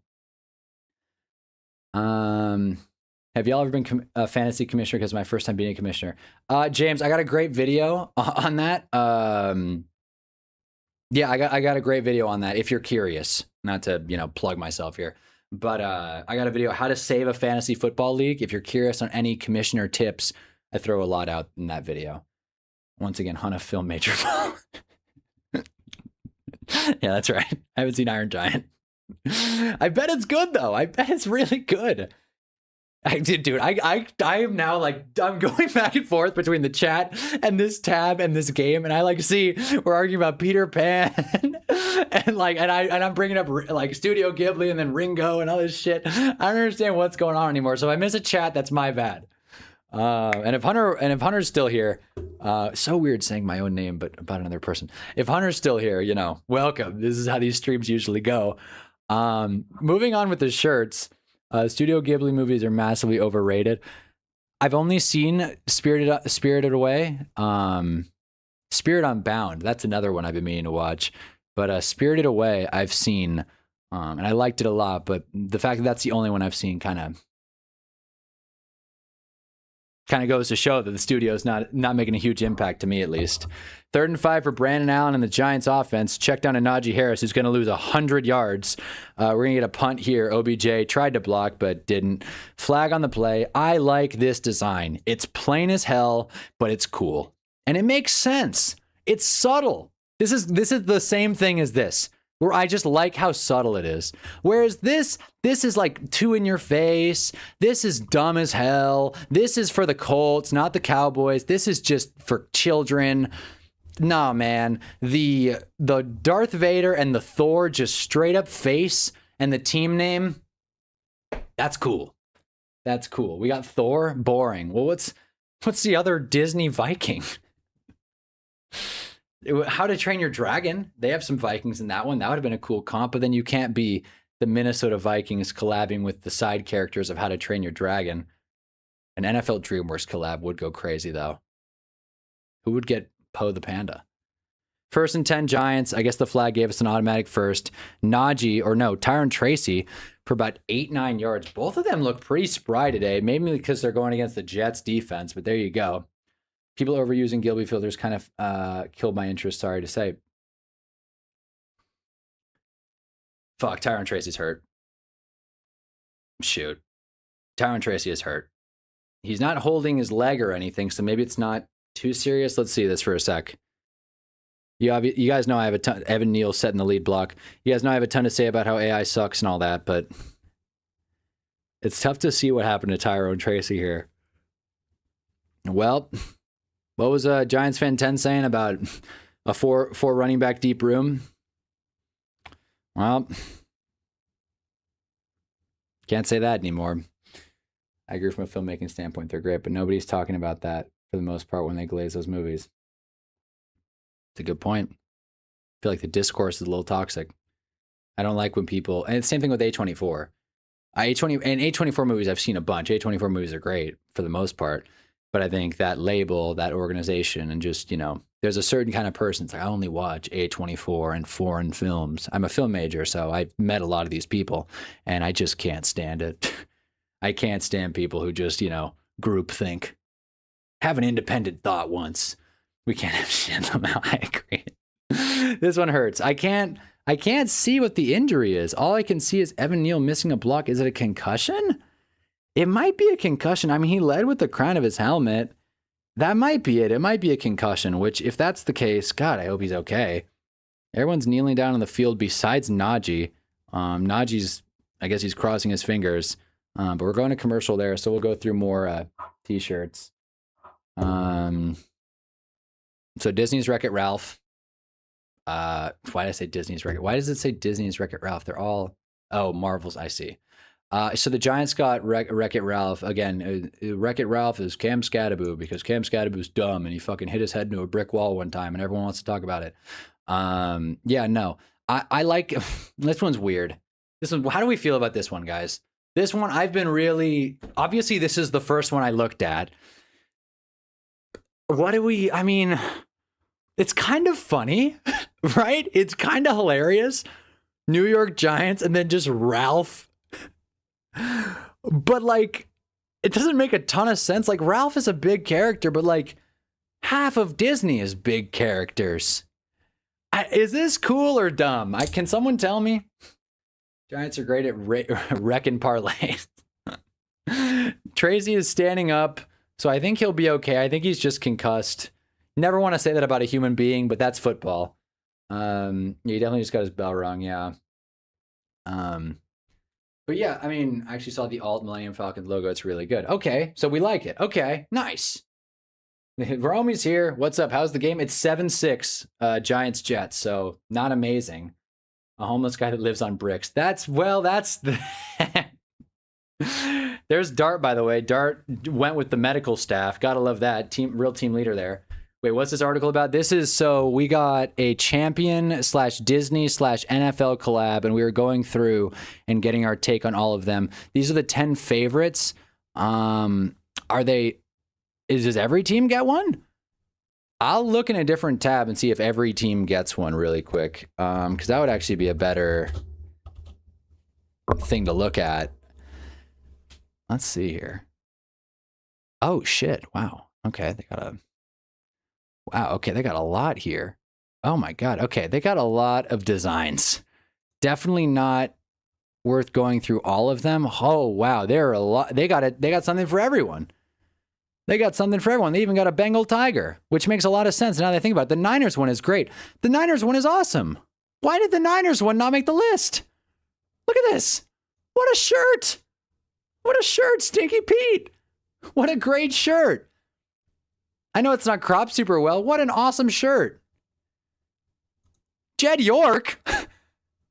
Imagine he was wearing this shirt. I mean, it's not far-fetched. He's wearing a graphic tee. Imagine he was wearing the red Stinky Pete Niners shirt when he met up with that woman.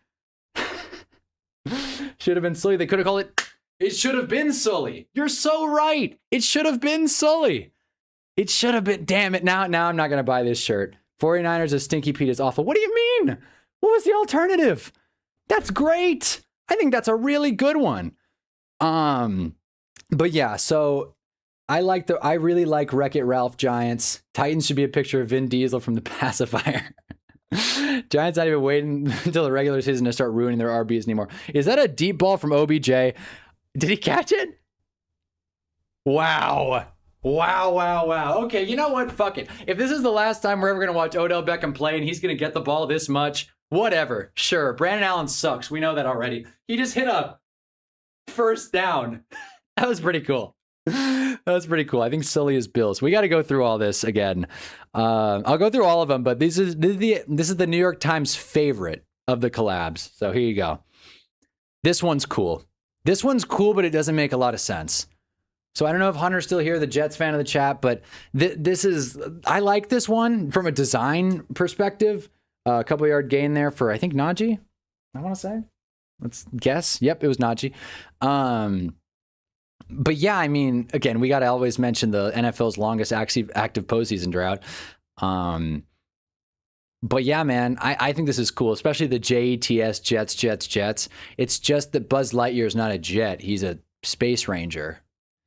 Jets don't go to space. Rockets go to space. If they were the New York Rockets, then we'd have something here. But of course, they're the Jets, and Disney's got a whole movie about planes too. But of course, that movie didn't do well. Those shirts aren't going to sell. If they gave the Jets the Disney planes collab, that would have been the funniest thing ever. Najee Harris has green grass. He's looking goal to go down at the 6. Yep, about the 6-yard line. So we're going to get first and goal for the Giants. This offense looks pretty good, I will say. If OBJ had 13 on, he'd make the roster, not going to lie. Yeah, probably. Him wearing 3 just never feels like a vote of confidence that he's going to make the team. Even though the guy wearing 13 is Jalen fucking Hyatt, who's also definitely not... I don't think he's going to make the roster. I don't think he's still on the stupid roster. I like this one a lot. Get ready, guys. This is one of my favorites. And like, it's going to be a lot of people's favorites for obvious reasons, but this is a great design, great colors, a funny collab, just top to bottom, great shirt. Great shirt. Otis dropped a tier list of all the collabs. So if you want to check it out, it's in the Discord. But yeah, so there you are. Planes is better than Cars 2 or 3. Cars 2 is a fun watch, and I got to rewatch Cars 3. I can't speak on it too much. Cars 2 is a disaster, but it's fun. Cars 2 is like watching Giants Jets. You don't expect anything. Did anyone get Lightning McQueen? I'm sure someone had to have gotten Lightning McQueen. Who got Toe Mater? This is what I mean. That's a great shirt. I'm glad. Thank you. This is a great shirt. Thank you. All right. Let's go through all of these now. Okay. So let's go on the Disney store, which happy Friday to you guys. We're going on the Disney store now, which for some reason is just cropping like absolute hell right now. Shit. I went back too far now that I think about it. Maybe new arrivals. What a nightmare this website is. Okay. Oh, man. This is good. Don't you think? Captain Hook. I know this looks like shit. This is good, right? I think we can all agree. No cars and collabs. That sucks. Captain Hook shirt. I'm a fan. I'm a fan of this. No question about it. There. Cool design. Hell, even the model's got a look to him. Kind of looks like Dart. This one also jumped out a little bit. This is fun. Another good one. Little Mermaid. If you can't tell, I like when they give it to the niche characters. It's kind of stupid when they're forcing Woody to the Dallas Cowboys. Even though Woody's a cowboy, I get it, but it's like, just doesn't feel as cool. This one's stupid. This one's stupid, but like, it doesn't mean it's not going to get purchased. I only know a few Packers fans. I know for a fact at least one of them's going to buy this. Like, this one makes jack shit sense. But then again, what Disney character are you going to give Green Bay, Wisconsin? Second to go over the Giants. Let's see if they can score here. What do we think of the Packers Chewbacca? And it is almost caught, but not quite. Thomas Vidoni tried to save the play after a Barrios drop. 3rd and goal coming up. Top 5 are Pats, Eagles, Titans, Bucks, Falcons. Okay, so now we like the Falcons. Good. Bucks cooked. Thank you. Planes is like cars with how McQueen got to racing. What do you mean? Like, is it like an origin story? Or is it like the cinematic universe? Packers fans are definitely something. Packers fans, the funny thing is this Chewbacca shirt's kind of perfect for Packers fans. Packers should have been Ratatouille. Holy shit, Packers fans. Packers should have been Ratatouille. So we got a YouTube chat here of probably less than 10, 15 people, and we're coming up with better ideas than fucking Disney, the NFL, and Champion could. This is what happens when you let ChatGPT comp everything. End zone. Braxton Berrios incomplete. Wants a flag, doesn't get it. Other ones. Ravens. What is this? Maleficent. I guess. That's stupid. A lot of these are sold out, by the way, which, sure. I guess people love them. This one's stupid. This one doesn't even feel like Disney. Not much you can do with Ravens, but I don't like that design at all. This shirt also looks like fuck. The 1 star already. Duval. Yeah, man, that looks really good. What even is that? Pepita. Do you guys know what movie this is? I don't know what movie this is. The Ram, Jaguar, Eagle thing. Am I dumb? What's the Manders one? All right, we're going to see the Manders one. Giants settle for 3. Dominic Zavada up and good. So this is a kid's shirt, but I think it's still worth mentioning. The Go Pats, Patriots get Captain America. There is a Cowboys fan out there, probably multiple, that are really upset that they didn't get Captain America. Frankly, I think you give the Cowboys Captain America, you give the Colts Woody, I think the world would have been a better place. But again, I get that you got to give the Patriots something too. I know that this is not the best way to do this, by the way. Just scrolling through new arrivals, there's definitely a better way to go through this collab. I don't know how. From the looks of it, yeah, I'm trying to find the Commanders one. Let me see if I can. It's got to be a way. Okay, I'm just going to search NFL, actually. I don't think many things are going to come up. NFL. Boom. Yep. Okay. This is it. Wow. I don't know how I could possibly do it. Yeah, that's pretty simple, actually. Okay. We had a lot of shit to unpack here. This design looks a lot better. They gave the kids a better design than the adults. This is stupid. This is not Sully. This is not Sully. This is the Beast, which I think actually makes sense. The Beast makes more sense than Sully. Did Sully not get anything? If Sully and Mike left this collab empty-handed, I'm not going to be happy. I'll say that. This is cool. This is a good one. This is a good one. Chargers, go Bolts, Hercules. Uh-oh. We got a Jets player who's down and very dazed. You can see him holding his arms up. He's hurting. God damn. I don't like the Raiders one. Wow. Okay. Fair enough. Spider-Man should have been the Giants. Spider-Man should have been the Giants. Hello. But Wreck-It Ralph's fun. Why wasn't Captain America the Giant? He's literally from New York. Yeah, half these characters are from New York. That's a great point. And they give us Wreck-It Ralph. Commanders is Pocahontas. Wait, what? Oh, Coco. Oh, I see. Okay. Coco is the little jaguar, ram, eagle thing. Whatever. Get Dylan Gabriel a jersey in his size. Welcome, Jeff. Yeah, DG, but he lit it up, though. We gave him his credit. Manners the pig from Toy Story. It's okay. Oh, I do remember that one. That's a sharp one. I don't know why it didn't make the New York Times article. Oh, what the hell did the Colts get? Colts get Horace Horsecollar. That's so dumb. They get what's this? Goofy's lady? Is that it? Shit, man, that's dumb. A colt isn't a cow, man. It's a horse. This is cool. This is the one I'm gonna get. This is good. They only got a small left. I'm gonna wait till they get back in stock, or I'll buy resale. But this is good. This is the Giants shirt that I would get if I could get one. DG did look like the best quarterback in the Browns. That's not high praise, but I agree. Eagles got a couple of designs. Oh man, I gotta see actually. Why? If I look at franchise and I think they're gonna show the team here. All right, let's go Bears because I want to see this blue one. Okay, this is all they got. This one looks cool though. I like blue. I think that's a fun comp. I'm sure they have more stuff, but because Disney's stupid, they probably took the sold out ones off the website. All right, I want to look at the Manders. And then I'll do the rest by request because this bit has gone on a lot longer than I thought it would. This is another great one. This is another great design. I know, like, clearly I'm a fan of the graphic tee with the team text underneath, but the Porky Pig thing or the piggy bank thing, that's the perfect one for the Commanders, man. They're the Hogs. They should have been the Hogs. Honestly, they should have been the Washington Red Hogs. We've said it before. The Washington Ham Chops, pork chops, whatever. Anything would have been better than the Commanders. But here we are. I kind of like the Colts ones. They did way too many 40s Disney's cartoons. Well, they try to like bridge the gap, but they did it in such a weird way for some of them. Is there any of them else? I didn't see what the Saints did. Louis. Oh yeah, you got to do Princess and the Frog. That's fair. That's a good one, honestly. Go Hogs. Welcome to the chat, the biggest, the largest Nate. Everybody, can we have a moment of silence for the biggest, the largest Nate? All right. Washington Pigskins would have been perfect. That would have been a good one too. I completely agree. All right. I'm done scrolling through this. It's almost halftime.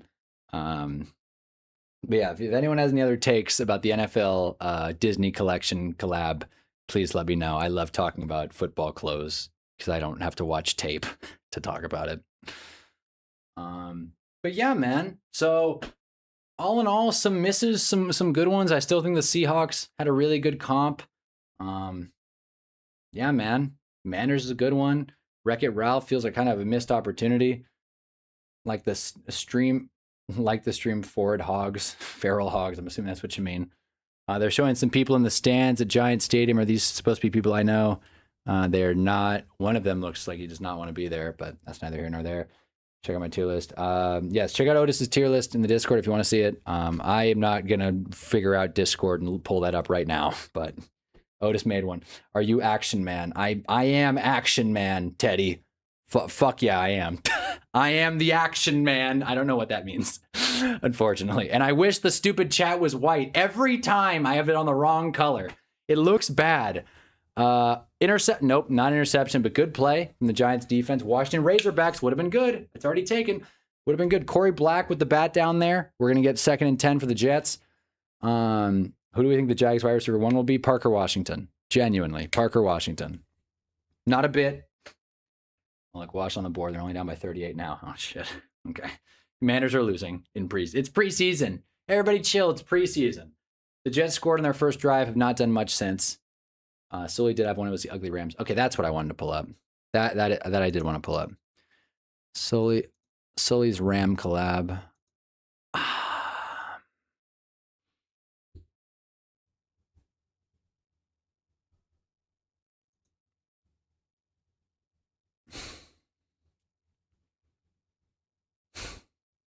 He's got a stain on his jeans there. You guys see that? Fella's got a stain on his jeans. Yellow paint. Guy was painting before this. They must have painted that shirt right before they gave it to him, that bright ass yellow. Yeah, guy's got a stain on his pants. I don't care for that shirt, and I'm mad the Giants didn't get Sully. It probably is the worst. It might be, honestly. It very well might be. That one sucks. Did no one get Mike Wazowski? No one got Mike? Rams suck at logos. That's a good point. They do. As a Rams fan, I hate it. I don't know why. I hate it because it's ugly. I know why. I hate it because it's ugly. I'm thinking Jacoby Myers. Not a bad pick either. No, is no one going to say BT? No one going to say BT? I decided updating the scoreboard's meaningless. No, I did forget about updating the score. I forgot one field goal. But you are right. You're right. I did forget one field goal. Good call. That's the thing I got to remember in the season when I do the scoreboard on Sundays, because this is preseason, right? Like I said, we throw out preseason. Preseason doesn't count. But starting the season, we're going to have this same. I would like a better scoreboard design. I was like the minimalist thing. It's very easy to make. But I'd like to do like I know how Grossi does his scoreboard. I think that's pretty fun. I'd like for mine to look a little better than his, to be honest with you. So we'll figure out how to do that. BTJ should just get traded to the Niners. That would be something. BTJ should get traded to the Giants. We need him. We just lost Calvin Austin. Not that Brian Thomas plays in the slot, but that'd be fun. Brian Thomas for a 3rd round pick. Is this still Klubnik? No. Is it? Either way, he's running to his right. He's got space. Woo, nice pass. Jets into the red zone. Call a timeout, Glenn. Flag on the play. Maybe because he crossed the line of scrimmage? I guess Klubnik is still on the field, if I'm not mistaken here. Yeah, man. Ineligible downfield pass. Ineligible man downfield. I see. So we did not cross the line of scrimmage, but there was an ineligible man downfield. Just have AI do it. Yeah, just have AI do it. It's my favorite sentence. Just have AI do it. Yeah, I'll do that. When someone says that to me, I stop talking to them. Like, not to be an asshole. It's just, I gotta pull something up. Hold on. This is worth leaving in the middle of a red zone.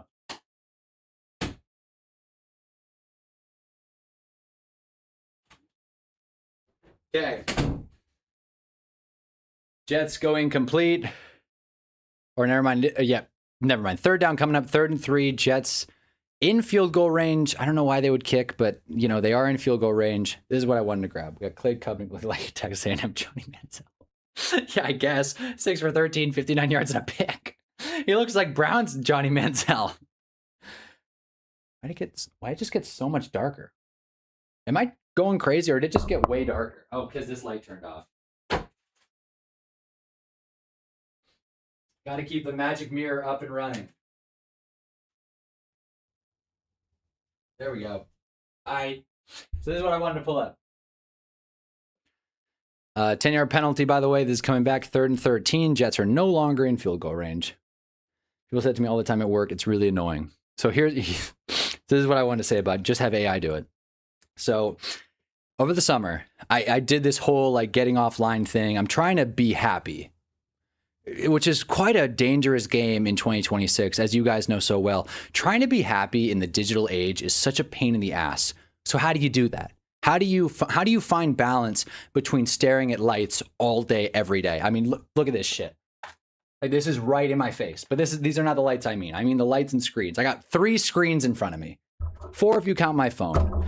5 if you count my second phone, which doesn't work, but it is a screen. 6 if you count this old camera. 7 if you count the camera I'm looking at. 8 if you count my Apple Watch. I'm not trying to flex all the screens I have. This is just shit that happens now. This is just you don't even realize how much technology you have around you until it's too late. So you got to correct backwards. You got to figure out how to make your own like diet of consumption, I guess. So I got this book. Talked about it a few streams ago. It's keying out because it's green. 20,000 cows. Okay, it's a word search. I think I've talked about it once before. It's a word search. Just has the word, I don't know if it's going to come up. It just has the word cow over and over again, right? And at each page, you flip it, and it's like on this page is 164, so you have to find 100. There are 164 cows on this word search. You go further, 178, right? And so on and so forth. So I'm doing this on the treadmill to try and clear my mind from all the stupid dopamine that I've ingested over the past, I don't know, decade of my life. And someone walks up to me as I'm on the treadmill and just goes, bro, why are you doing that book? Just have AI do it.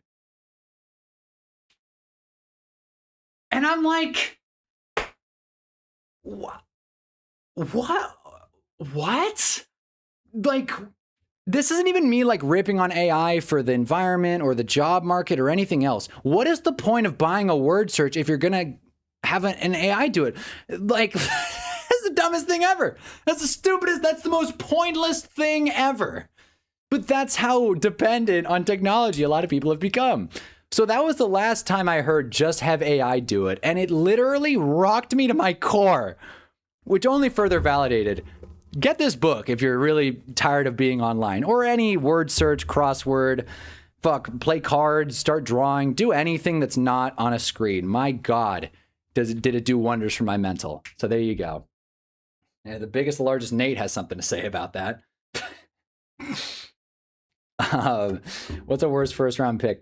Jamar at 3 or CMC at 10? I feel like CMC at 10 is a good value. I'm not a CMC guy, but 10 is still a good value for Christian McCaffrey. So I'd probably say it's tough to have a bad value in the first round. I would probably rather have James Cook than CMC, but I wouldn't have Jamar over James Cook, so I don't even know how to put that. I think the Bengals are going to be good, though, so I don't think either of those are that bad of picks. But back to what we were talking about. CMC will be getting hurt this year. That's not... Wow, you guys had some takes on that. Yeah, CMC will be getting hurt, that's for sure. It's crazy now. I lost all my friends, and now I have AI friends like Meta, Siri, and Alexa. And it is funny, I'm sitting here like, get off screens as you're watching me on a screen. It's just balance. It's balance. Only watch Hunnaball, and don't watch anyone else. Desire is the root of all suffering. You must release yourself from desire to escape samsara. See, Rami is bringing it. I'd be liable to punch someone in that scenario. Thank you. That's a pretty crazy thing to say, right? Thank you. That's such a gym bro thing to say. Yeah, just have AI do it. Yeah, I'll have AI do the word search that I paid $9.95 for. What an idiot. Anyways, AI is normalized. There are too many people where they're relying on it and can't think for themselves. Yes. And we've talked about that 100 times. Everybody on planet Earth has talked about that a bunch. I know that I'm not breaking new ground here. I know I said, how much did I talk about the AI video that never got made? Because I wrote it and I did a bunch of research and then I realized this is all not news. AI sucks and it's ruining a lot of stuff, but me talking about it's not going to change anything. Me not using it will probably have a bigger effect. So if you hate AI, just don't use it. That's the best thing I can say. Not that anyone comes to me for advice. I just want to, say that out loud. I have found a lot more joy and bliss being offline and not hearing about AI. Yesterday, I realized, man, I haven't heard a shit about Elon Musk in the past like 4 months. And oh my God, has that been nice? Oh my God, is that nice? Not knowing what's going on in the life of some dude I hate. And it's like, why is that a foreign concept now? Why is it foreign to not know that celebrities died? I get it, right? We should be sad. We should grieve Dolly Parton and all those other fellas, Optimus Prime. And it sucks that they're not with us. But it also is kind of weird, right? That we all know what's going on in everyone else's lives at such an immediate rate. Isn't that kind of strange? Like, don't you think? Do you think it's kind of weird? Like, you guys are grilling me. You didn't know Dolly Parton died? Why should I? Why fucking should I? Poor her. I hope her family's good, but like, what the hell does that do? I don't know. Maybe I'm just becoming a nomad and I'm, making it everyone else's problem. Also, if some random video starts playing and the audio picks up, please let me know because my computer audio is fucked right now. Best way to deal with depression is a porn addiction. Hope this is help. Thanks, Otis. Have AI watch the movie. Have AI eat your food. Have AI fuck your wife. Type question. Yeah. Have AI type the comment. Yeah. We're gonna get the Jets forced a 3 and out, so we're gonna get a Giants punt. This halftime Hinge update. They're really making us wait for it. AI is too normalized. There are too many people they're relying on it, can't think of themselves. Are you Buddhist, Romy? Yeah, you see? We got some real philosophy going through the chat right now. Anyway, I'm done with my grandpa yelling at the clouds take, oh, get off the internet. But I will say, it's been nice. And even as this sports season picks up, and even as I try and make more content, you don't really need to be on social media to follow sports. It's the craziest thing. I don't need to know about what the hell happened. Like Cam Scatterby, right? He did that backflip and landed on his foot, and then everyone was like, holy shit, what the hell? I didn't even see that. And guess what? He's fine. It didn't even end up mattering. And that would have ruined like my entire day. Like, great, my stupid running back. And everyone's talking about it. Oh, and also Trump's president. And I would have got all mad. When now it's like, maybe ignorance is bliss. I don't know. Shit. Grieve is stronger. My thing is like AJ and Big Just think, sorry about your brother. He gets 5 big in the sub, but nothing to scrub a day about it. Yeah, that's what I mean. Why do anything? Don't live your life. Just let AI do it. Yeah, that's the whole beauty of it. Oh boy, man. My fantasy football draft was such a headache because Yahoo does this thing. I didn't think I was going to talk about this on stream, but I'm going to. Yahoo does this thing where they make the settings worse every season to make it feel like they're improving the website by adding like new features like special roster scoring or like for example, they partnered with creators that had like specific scoring settings they liked, but the settings were dumb as fuck. Like you get 10 bonus points. It's 10 bonus points if it's a rushing touchdown or some shit. And like some of them were good, others were bad. But Yahoo does this thing where they shoehorn dumb settings and stupid features that no one asked for in favor of fixing the shit that actually needs to get fixed. One of those things being, and by the way, the Jets are just going to kneel this out. This drive is going nowhere. They got an offensive holding on the punt. But you have these people who, why did I say that? I completely lost my train of thought. Why did I even mention the stupid Jets?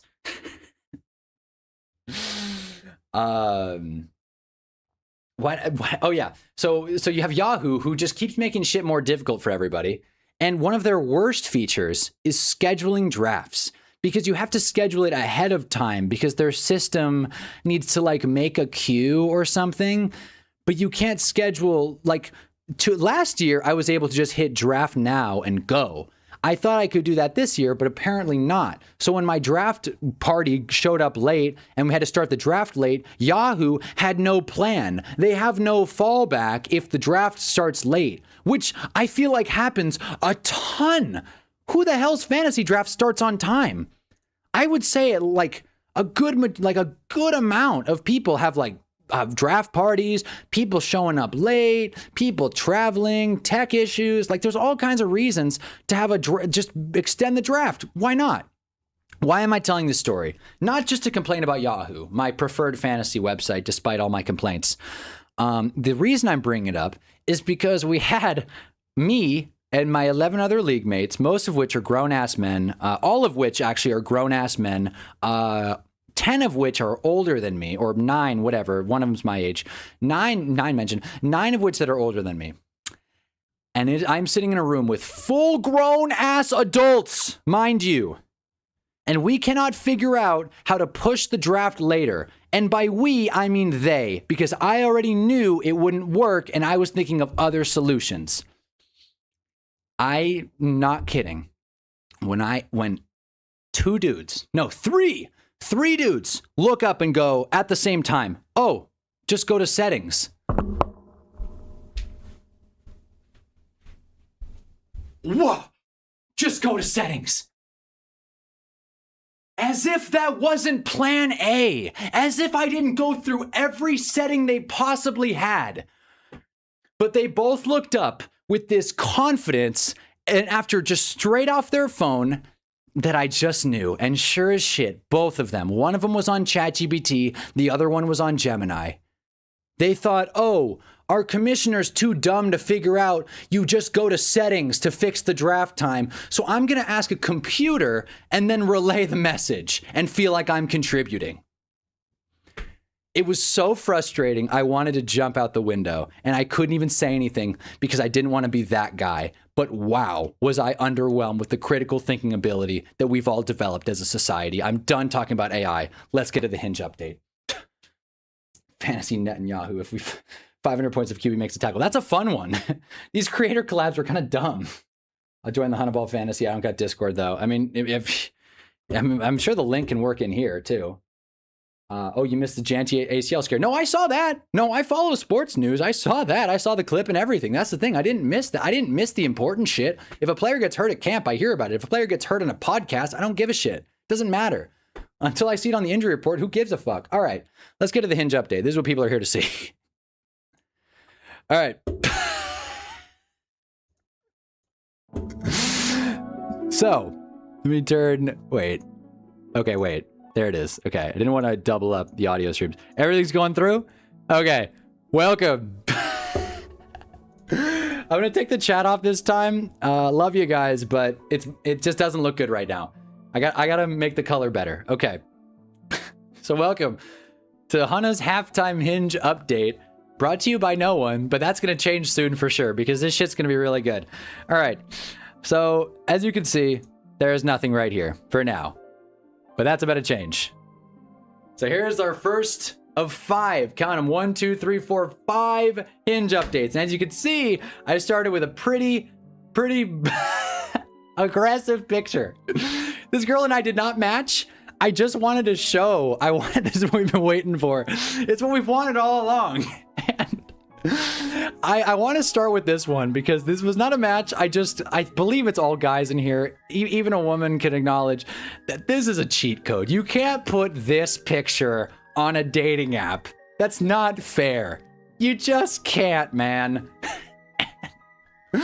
So my message was, I bet this pic is certified platinum on this app. She didn't match. It's not a good pickup line. It's not even a pickup line. I needed to say it. I need to say it. This girl had a weird, I don't want to talk about this girl. It's not a big deal. I just thought this was a hilarious picture, and this is one of her first ones. So this is how we're starting it off. Boom. Next one. Okay. So this girl, taller, this one, I want to say 5'11", and this is the thing. I've been matching with a lot of tall women. I'm a taller guy myself, so I've kind of made it a goal to kind of, for, I don't want to say breeding purposes, but that's all that's coming to mind right now. I think dating a tall person is not a bad idea. Shit, man, I'd love for a kid to go to the NBA. That would be awesome. So I'm kind of, not intentionally, but if a girl is tall, it's a little boost, small boost, right? It's like them being local. And so this girl put in her profile, don't lie about your height. And so as you can see, I put, I'll bring a tape measure to our first date. And she said, okay, do it. Let's see. It worked. So there you go. If you're tall, game. There you are. And as you can see, I put some stickers over their pictures because I didn't want to, get in trouble here or do anything unethical. But you'll see through this slideshow that I have some funny stickers on my phone. This one's Master Roshi. Fuck are these legit pics? These are legit pics. Breeding. That's what I mean. Like, I couldn't think of anything better to say. But yeah, so I thought this one was funny. This is definitely not like the big hitter of the night, but I wanted to bring it up. Again, once I start going on dates, I took a little Hinge break. Once I start going on dates, I'll have a little more like detail and more references for this segment. But for now, it's just pickup lines. Next one. So this one I like. This is a two-parter, okay? Let me get that gone. This is a two-parter, okay? Match with this girl, another tall girl. This time I couldn't figure out a good entry point for this profile because I just, you know, some profiles are just like that. It's like girls like the way to win me over, food, like I'm weirdly attracted to men, like my biggest regret, downloading this app. Like I know them. I don't even need to write it down. I got these stereotypical Hinge lines just in my mind already. But this girl put, my simple pleasure is getting lost in a really good book. And god damn it, me too, right? Me too, 20,000 Cows. Am I right? This is what I should have said. You ever read 20,000 Cows? So I just figured, you know what? Let's just keep it cash. I wonder if she'll respond to, what you reading? What you reading right now? Fuck it, right? Talk to her like a bro. Maybe that'll work. And she matched. It freaking worked because it was an easy question to answer. She was just like, yeah, why wouldn't I answer that question? Isaiah Davis is hurt, by the way, in case you didn't know. In fact, a lot of Jets are hurt. My God, Breece Hall, Sadiq, D'Angelo Pons. My God, vibes are bad in New York right now. But anyways, so she texts The House of the Unbound. And I did a quick Google search, and it's like some fantasy mystery novel thing. I didn't read too much into it.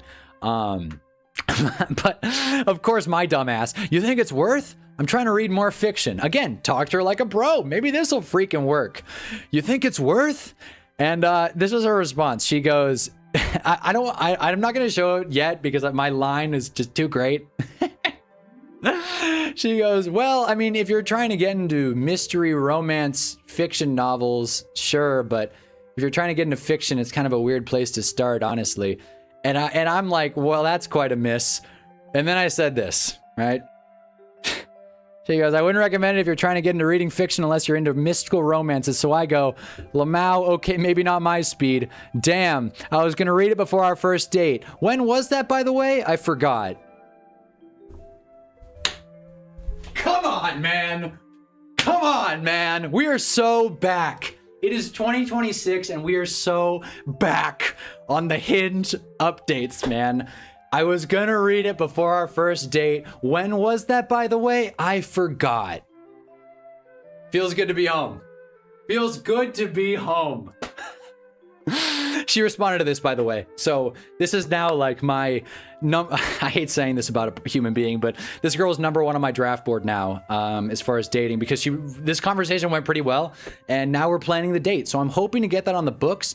Hopefully next Hinge update, I'll have a little more of a more story to tell. But I'm pretty freaking fired up about this one. Shooter shooting. Should have said your favorite books for the Goosebumps series. Funny enough, I actually matched with a girl who loved the Goosebumps books, and I haven't read them or seen the movies. Film major, and I Googled it, and I just remember like reading up on Goosebumps. I'm not a huge fan, to be honest. On Triple H, how long it's been. God, I can't with the days anymore, man. I know, man. It sucks, but we're here. Mims just exited the Broncos game with an injury. Oh, that sucks. That sucks. The real place to get spark notes say you should have read it and try and talk about it. That's what I was gonna say. Damn, I was gonna read it before our first date. That was my plan. What I was gonna say was, she's like, yeah, if you want to read it, sure, fuck it. And then I would say like, yeah, how about this? I'll read it. I'll read the first chapter and then we can talk about it on our first date. But then she gave me that. Sometimes you gotta land on your feet though. Sometimes you gotta ad-lib out of the pocket. I love talking about myself. Carson Wayne's here. Every time I tune in, the homies talk about Hinge. Well, because you tune in at halftime. This is the halftime Hinge update. That's what we do. If the Giants are at halftime, you know where to find me. That's the whole brand here. And then the last one, I don't even remember what this one is. Oh, this one. This is so dumb. This is so dumb. This girl puts my favorite lines from a movie. Which would be worse, to live as a monster or die as a good man? What's in the box? 7. I don't know the first. Oh, I think the first one's Dark Knight. Second one, again, film major knowledge showing up here. Second, what's in the box? I'm pretty sure that's 7 with Brad Pitt. 3, Turn My Pages, Bitch. That's Whiplash, which love, as I said in my note. And not just the men, but the women and the children too. I'm pretty sure that's Star Wars. Anakin. Weird favorite line from the movie, but I guess in like an ironic way. It's kind of funny. I think the sand monologue's funnier. Dre Glauser. I don't know what movie that's from. I'd imagine some sort of Inglourious Bastards type flick. I don't know though. All right. McConaughey, Dazed and Confused. Love that. Now this has just become movie trivia. And no is... I think that's like a troll on her part. Anyways, I'm explaining all these movie quotes for no reason. I put 3 and 5, Whiplash and Dazed and Confused, some of my favorite movies ever, which is true. And she goes, good taste. And then I say, looks like we're on the same page. You know, turn my pages, bitch. Looks like we're on the same page. Yeah. Funny enough, this conversation's actually going somewhere, despite the weird start to it. This conversation's going somewhere, so if something happens, I'll let you guys know. But anyways, those are the 5 funny screenshots I have. There have been other matches, but I'm not just trying to put women on blast this year. You can quote me on that if you want. I don't want to be like, oh, this girl has a bad picture, or this girl's prompt is stupid, or like, because again, me making, not even making fun. This is me honestly like giving praise to this picture. This is not me saying like, oh shit, like what an awful picture to put on Hinge. It's actually the opposite. This is a great picture to put on Hinge. It's an unfair picture to put on Hinge. But yeah, I'm not trying to like, oh, she looked like a tight end, but she ended up being a right tackle. I don't want to keep saying that shit. I don't want to keep putting women down. You can quote me on that too. So there you go. That's our halftime Hinge update as Jets Giants comes back. I hope you guys enjoyed that. If not, sucks, because that's how it's going to be now. No, you're so back. Triple H is back. Honey, you can't actually get a GF anymore. This bit is more worth it. That's the tragedy of this thing. It's that I'm dating with intention to date and get in relationships, but I fucking love talking about this stuff. I love talking about this stuff. And the thing is, more often than not, like, it's not like I'm getting laid on the regular. Sorry to be more, that honest, but it's true. It's not like I'm out here. Like, if I was in a relationship, right, and I did everything else the same, Hinge updates, talked to these women, talked about these women, and I did everything the same while being in a relationship, it would not be cheating. It would be really bad, but nothing I have done has qualified as cheating. Depending on how you qualify cheating, of course. Nothing I've done, though, is cheating. So I'm just saying, I wish I could do this forever. We're going to see how this shakes out. That's the irony of it. If I get a really good Hinge match and we start dating long term, I can't do the fucking segment anymore. I can't do Hannah's halftime relationship update. Yeah, she told me to take out the trash last week. I gotta think of something else. I gotta actually talk about football, which is not my strong suit. Real increase in production. Thank you. We tried. The weirder the combo, the better it can be. I agree. And that's been a big takeaway of this run of Hinge matches. I think going into these conversations, instead of like a sales approach like I've been doing, where it's like, I'm trying to get them to date me, I'm trying to get the desired outcome I want. Instead of that, just talk to the person first. That's kind of what I'm telling myself. It's like, oh, how's the book you're reading? I don't need to come up with some, or I guess you, I don't know if you're single or not. A person on a dating app doesn't need to come up with some crazy line. If they think you're attractive, they think you're attractive. Like, point blank simple. If you have the perfect line, they might match with you because the line's great. I've done that before. One time a girl said I looked jacked and I matched with her just because of that. I didn't even send her a message. She said I looked jacked in a picture, and I thought that made me feel good, so I'm going to match, but this isn't going anywhere. Twice. Once you get into a long-term relationship, you got to be the Hinge coach. Yes, if you're going to send some shit, happily. But then I feel like that's going to get out of its scope real quick. Halftime girlfriend Sims gameplay update. Yeah, I see. That's what I mean. And that's another thing. Another fun like thing to think about. By the way, I see Tyron Tracy jogging on the sideline. He looks okay. He might be out a game or two with a concussion, but he looks okay if he's running on the sideline. That's the other ironic part. And I'm sure this has been thought once or twice. This has been told to me by people in my life. What happens when I talk about a girl on a Hinge update and then I start dating her and then she finds the stream? What happens then? I'll let you guys know what happens then. That's what I'll do. Make them send a relationship resume. Wait, what did I wait? I'm missing a lot of chats here. Pages is clever. I'm glad you guys like the Pages line. I know I'm kind of bouncing back and forth. Bailey Zappi is out there for the Jets, by the way. I thought the Pages line was good. Halftime micro cheating debate. Yeah, let's get into it. What is cheating? I had a GF. We all felt like it wasn't working, so we broke up today. But I have two friends who like each other, and Hoko's in 2 weeks, so I'm getting tea. There you go, James. Hell yeah. I'm glad James is getting play. I remember last time we heard about James, he was going through heartbreak. Now we're talking about a different kind of heartbreak, but at least we were in a relationship. That's a step up. I know James is in high school, so it's not the end of the world if you break up with your partner. But Muhammad's torn up about it. Yeah, don't worry about it, man. I was honestly thinking about breaking up with her too. We both want to still be friends. That's the beauty of it, man. I love let me turn off this music. I love an amicable breakup. That's my favorite thing. Well, that and a Giants win. That's oh boy. Yeah, man. If you have commitment issues like me, make a YouTube channel and then talk about your Hinge escapades. That way they feel meaningless. You don't actually have to feel anything. That's what I do. I externalize my emotions. But I'm having fun. We're having fun. That's the point. Feels good to be home.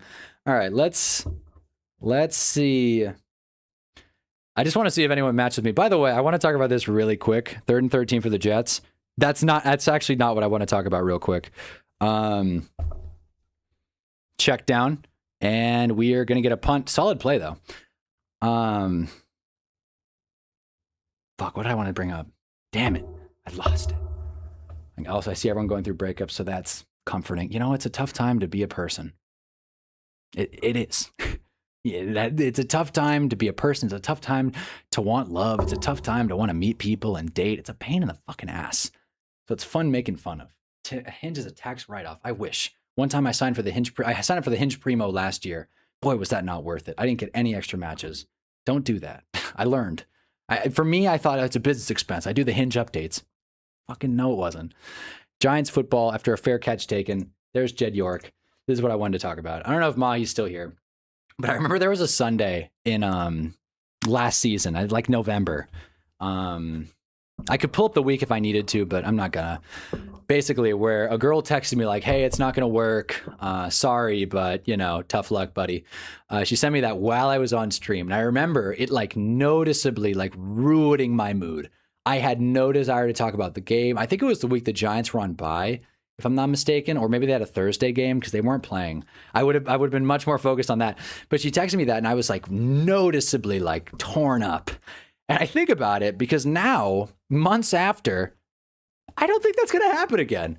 If a girl dumps me on stream, I'm going to talk about it right then and there. And try and heal through speech. So if you see me all torn up in a stream, a girl may have dumped me. And that means the Hinge update's going to be awesome. So there you go. It wasn't heartbreak for me, though.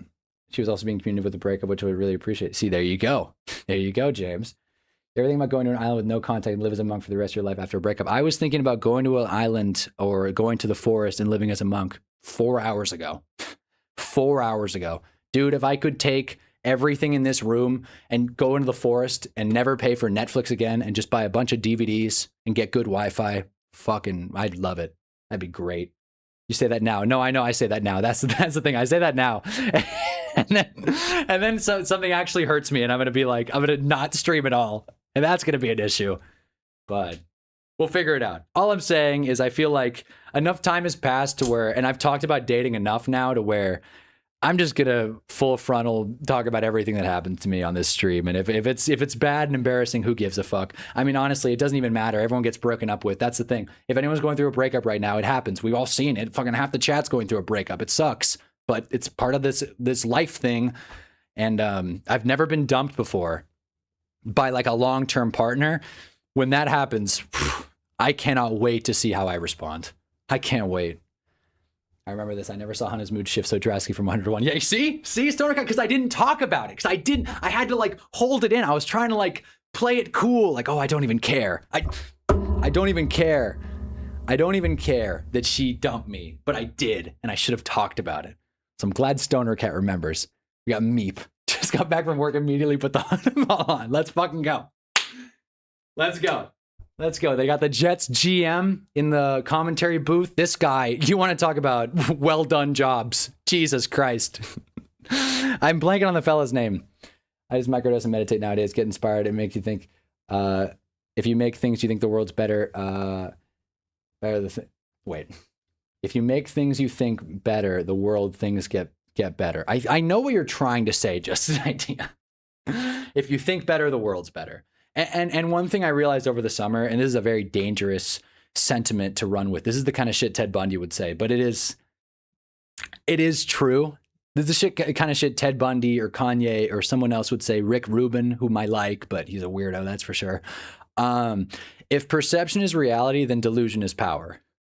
And you say that, and it sounds like, oh, you can be delusional, be crazy. The Giants are going to win the fucking Super Bowl. But if you see the world one way, that's your reality. Perception is reality. That's the first part, right? But delusion is more or less sometimes, maybe not all, definitely not always, but for a normal person, you can delude yourself into thinking anything. If you try your absolute hardest to think the sky is purple, after eventually, the sky will be purple. It will be the Minnesota Vikings colors up there with yellow clouds. And I'm not saying be crazy. I'm saying you have more power on how you see the world than you think. You have more power than you think, honestly. Our greatest fear is not that we can't achieve. Our greatest fear is that we're powerful beyond measure. I love Coach Carter. What a film. Best time to plant a tree was 20 years ago. The second best time is now. Seriously. The best time to smoke a tree is now. Was the Honeyball Fantasy Link sent? I didn't see it. I didn't see it. So I can, you know what I'll do here? I'll just put it in the description. I'll just put it in the description if it doesn't pop up in the chat. I'll put it in the description after the video goes up or after the stream goes up. I don't know when the draft is. Probably soon. How do we get to the philosophical discussion? What have I missed? Well, I went into dating and then like breakups and how like, you know, you have more power on emotions than you think. First down Giants. This game's boring as hell. It's 10-6 Giants Jets preseason. I'm going to try and be more focused on the games when the season happens. But if there's ever a time to phone it in and talk about nothing, it's right the hell now. But yes. Other shit that I want to bring up though, besides the Hinge update. Also, another girl did hit me back. This is not worth bringing up on the Hinge update, but she put on the page, she's like, let's debate this. Daylight savings is the worst. And then I responded like, I'm glad we matched so we can debate this. Because I just liked your picture. And so I'm glad we matched so we can debate this. Daylight savings is way overhated. And now we're in like a full-fledged like argument about daylight savings, which for the record, I have no opinion on daylight. I could give a fuck, honestly. I'm just trying to get laid here. Honestly. So it doesn't really matter if daylight savings is good or bad. I'm doing anything I can to get into conversations with these women. But I just to fucking round out the dating and philosophical conversation, talk to women like friends. You have more power over your emotions. Get off the internet. AI sucks. This is going to be a good year for the Giants. You can believe all that. And also the Wreck-It Ralph Disney shirt is good, but not as good as the Seahawks Seagull shirt. For those of you that joined the stream late, that's the catch up. And boy, you missed a lot. Isaiah Hodgins first down. Broncos up 10-0. I ain't getting that right now because I don't feel like asking my parents for it. There you go. One draft is the first at 6 p.m. The second one's on the 4th at 6. Okay. Beautiful. Yeah, Darren Moogie is in the booth. I don't care about daylight savings. I just want to get laid. Story of my life. That's, you know, I'm glad that resonated. Pacific time, you obviously don't care about daylight. Well, I'm talking to girls that are in the Pacific time. It's not like I'm texting girls from Colorado or Florida. No, there's anything wrong with the women in Colorado. Has anybody entered the Colorado dating scene? I'm actually kind of curious now. Help me feel better about my own breakup. Thanks, Hunter. Hinge ball. That's honestly what I should just called it, Hinge ball. But Hunter's halftime Hinge update's a lot wordier, and I like it. But yes, honestly, yeah, dating is fun. Dating is fun. It's hard, it hurts, emotions, and all that shit, but it can be fun. Eric Gray in the backfield. That's not as fun. Giants on the 50-yard line. Play action for Brandon Allen. Little bootleg. Heave it. And tries to find, it's not Tracy. I think it's Hodgins again. Went incomplete. 2nd and 10 coming up for the Giants. Throwing the Ben Franklin fact that he was the first to suggest it for what? Oh, daylight savings? Oh. No, but I'm not trying to be like Mr. History. I actually don't know what to say in this debate though, because I actually have no like central opinion. I just kind of, like I'm just kind of doing this. So I don't actually know how to debate in favor of daylight savings. I've never given it much thought.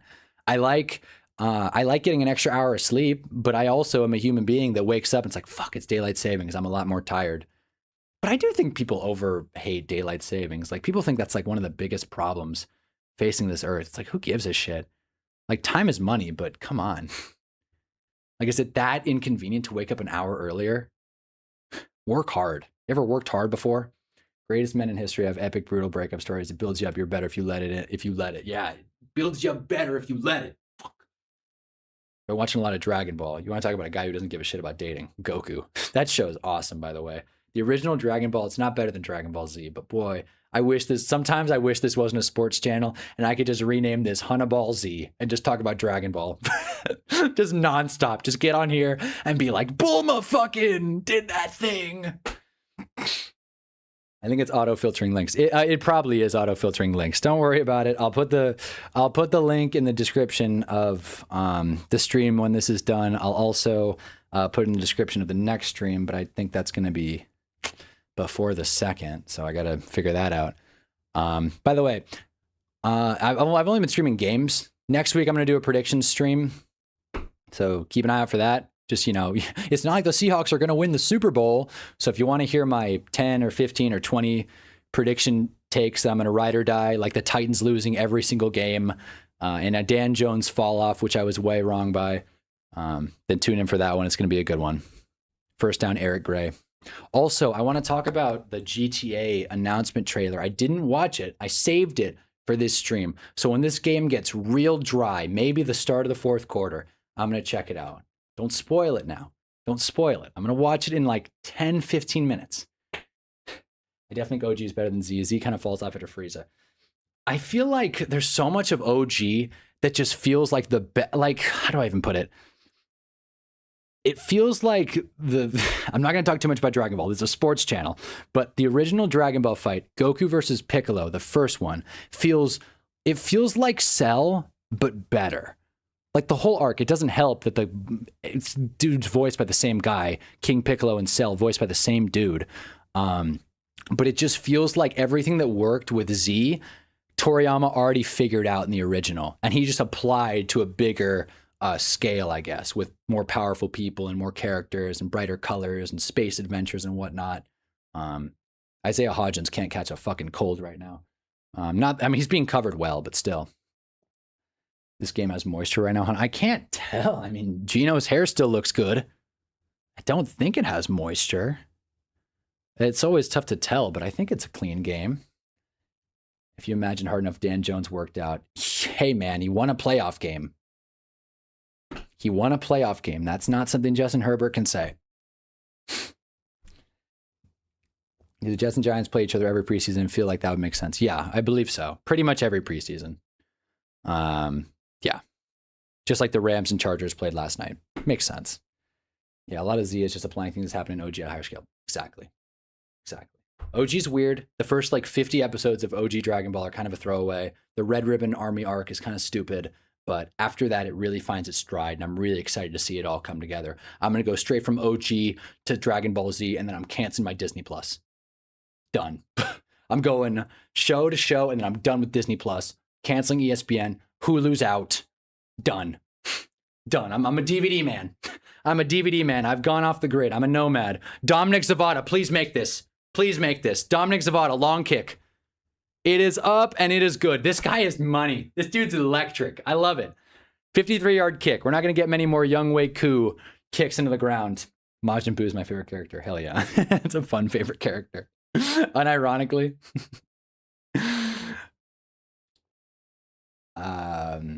Gino's hair is always good. You see? Raiders 49ers play every preseason. I swear. Yeah, I bet they do. Makes sense. Even though they're not as close anymore. Yeah. So let me see if I can. I don't know how to do it. It would be a real pain to put it in the description right now, but there might be a league code also. There might be a league code that you can search. If you make it a public or a private, there's a different way to do it, I bet. Glad each of the last 5 seasons with the Giants just to win that one playoff game. See, I think Rami's a Vikings fan, right? That's your team. Vikings or Rams? I can't remember, but yeah, you see that one playoff game, that one little sliver of happiness. Of course, being a Giants fan, we all saw it last year was absolute hell. 1-10 in one-score games, fucking awful. Or 1-9. Does it even matter? If the Giants flipped the one-score games, they'd be in the playoffs. I know that's not a helpful stat. The Giants were not a playoff team last year, but it's just such a painful year last year. I mean, yeah, the concussion stuff with Dart, which I know I've said like was way overblown, but like five concussion checks in a 10-game span, including that last preseason game. That's a lot. Scadaboo going down, Malik Neighbors going down, Dable getting fired, the Bears game, the Broncos game, the Lions game, the Packers game, the whole NFC North embarrassed us. Did the Manders win? No, they did not. They lost bad, but it doesn't matter. It's another game that I feel like always happens, that Maryland connection, Manders, Ravens. Maybe the saddest I've been about a loss since 2009. Shit. Well, 2009, that was a real tough year for Vikings fans. That was bad. Brett Favre throwing across his body pick. 40 years old. That was hurtful, man. I'm sorry you had to live through that. I mean, the Vikings, I feel like they've been through some tougher ones too. The Blair Walsh miss, not to just pound on the Vikings here, but like the Blair Walsh miss definitely wasn't super fun. And Vikings fans got to live through the Minneapolis Miracle. That was pretty freaking cool. So there have been some good moments.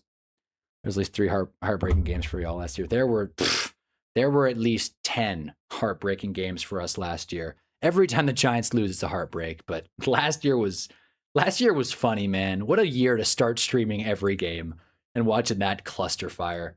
Not even a clusterfuck. It's a cluster fire. Cowboys week 2, that's another one where everyone's like, holy shit, the Giants might be good. And it's like, no, the Cowboys defense was just really bad. The Raiders tankathon. That's another one. 7:30. I don't know. 7:35. What is 7:30? Was that like a blown? Oh my God. 7:35. Was that the Christmas game? The blown lead on Christmas? I forgot about that. That was a tough one. Yeah, John had those ones ready. John can pull a sad Vikings game pretty quick. And then the 98 loss, of course. Missed kick. The Miracle was so good I didn't even feel bad about being blown about the Eagles. That's what I mean. The Nick Foles Eagles. I felt bad. I was pretty pissed. I was really hoping the Vikings would win that game and go to the Super Bowl. Even if the Vikings lost to the Patriots, I would have been pretty stoked with that outcome. Eagles would have been ringless. Still would have been ringless because they would have been cursed.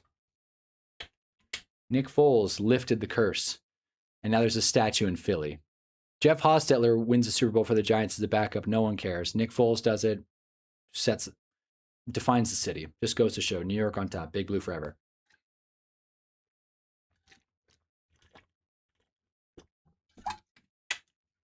I can't. Big sack there. Can't tell who that was. Kareem.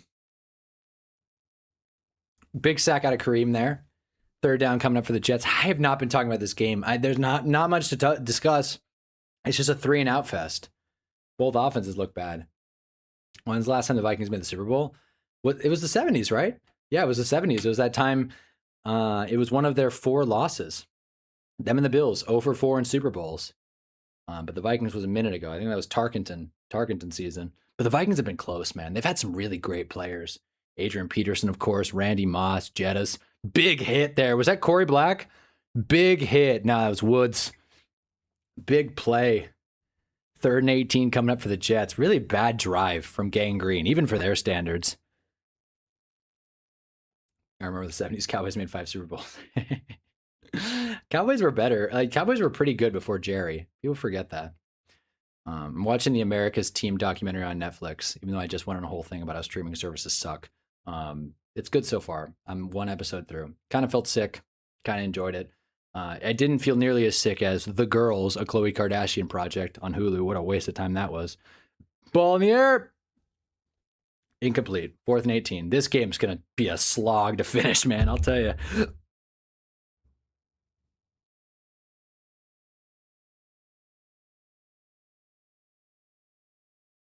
I hate just going silent.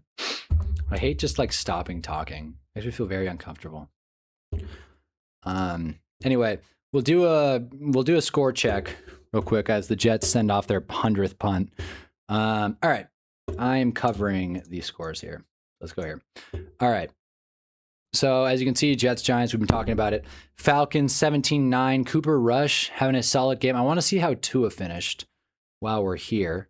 Yeah, Tua 7 for 8, 95 yards. Who said Tua sucks? I didn't.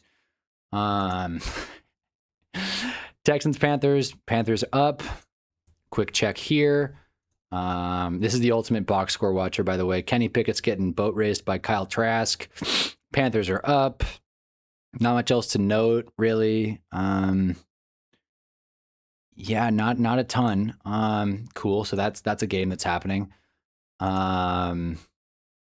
Bucks, Jags, little Florida duel here. We got Jalen Daniels, and Carter Bradley. Those guys are definitely going on the hill at one point or another. Didn't know Jake Browning went to Tampa. Outside of that, DJ Dallas getting the lead carry. Hunter Long, who I believe was traded between the Rams and the Jags. Someone, I think Hunter Long just got moved. He's having a good game. Maybe not. I think so. Either way, welcome to Jacksonville, Hunter Long. He's having a solid game. That's also my name, Hunter, in case that hasn't been mentioned yet. Saints, Cowboys, Joe Milton, MVS getting some grabs. That's nice. Saints are up, though.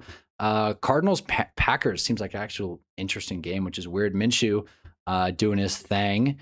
Let's see if any other quarterbacks played for the Cardinals. Keaton Slovis is out there now, I would assume, 91 yards and a pick. Meanwhile, Kyle McCord's taking the whole brunt of the Packers passing. I can imagine they want to protect their running backs, which is why they've only ran it 7 times, given that Josh Jacobs is, in a little bit of trouble. Seahawks,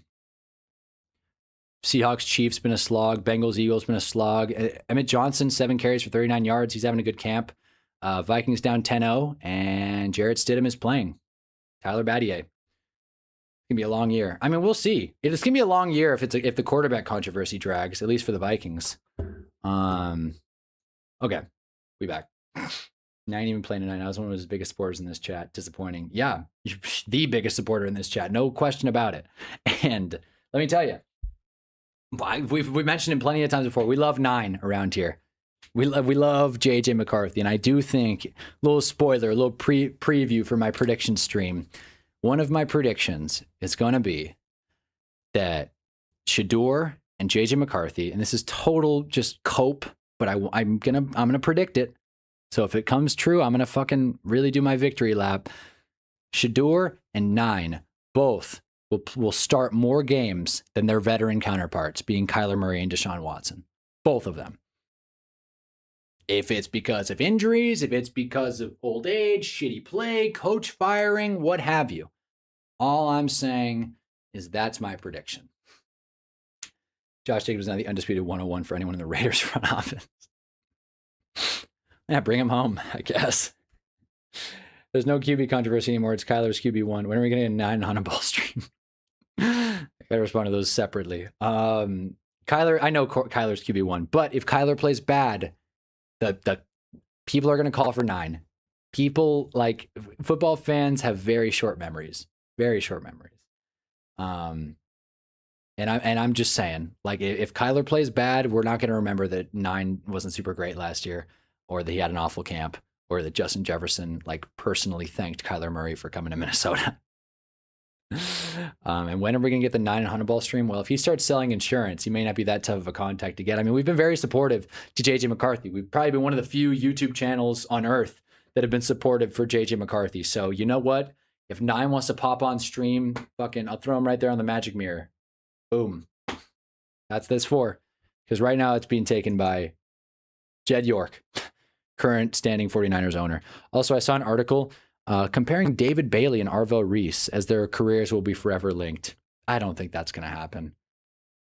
I want it booked now. Arvell Reese is going to be so much better than David Bailey. Am I biased? Yeah. Do I still think that? Totally. If you disagree, that's fine, but I'm pounding the table. Arvell Reese was a way better prospect. Just because David Bailey had a higher floor as a pass rusher doesn't mean you have to take him 2nd overall. Anyway. So if you could draft a quarterback, last good one was Teddy. They took him 32nd overall. Brandon Allen heaves it. Big catch. Nice throw. Nice catch. Hit the coach. That's not Bob Saleh. But Cambry with a big first down. Nice play. Not Jed York. No. What's funny is JJ wasn't terrible. Was he his best? No, but the Vikings went 9-8. That's what I mean. They swept the Vikings.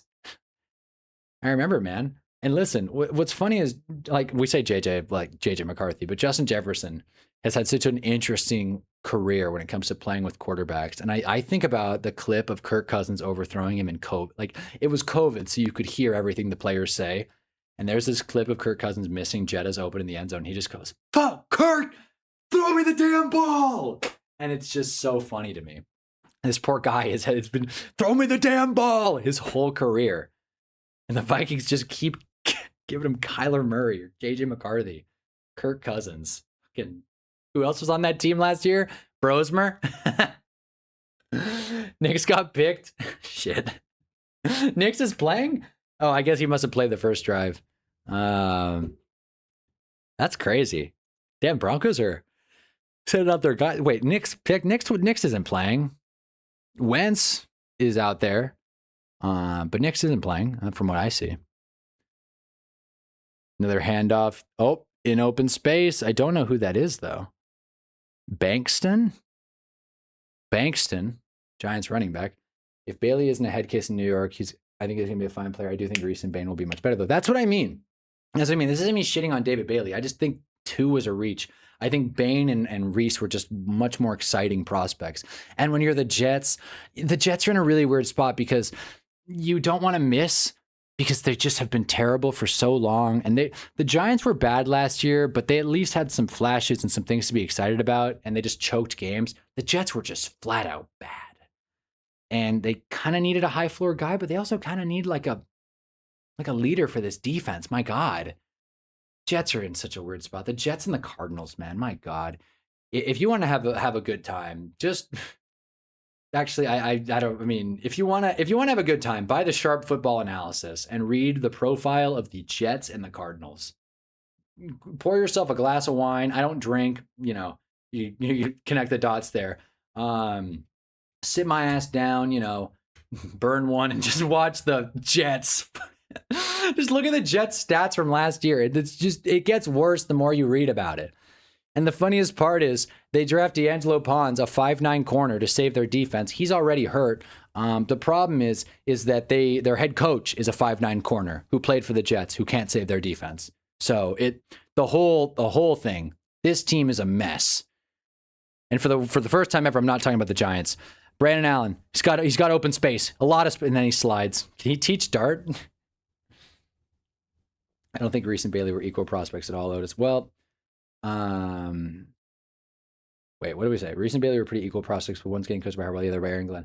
I mean, I get what Otis is saying there, though. They were equal. They were probably on near each other on most teams' draft boards. So I think from the Jets' perspective and from most teams' perspective, it's like they're right there as far as skill or just overall talent. But as far as the prospect themselves, yes, they're very different.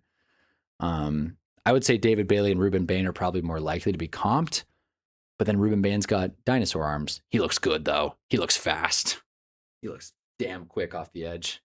Call me crazy, but I'm high on Gibbs' backup. I don't remember how to spell his name because Gibbs could get worn out. And he gets to steal red zone touches. Pacheco?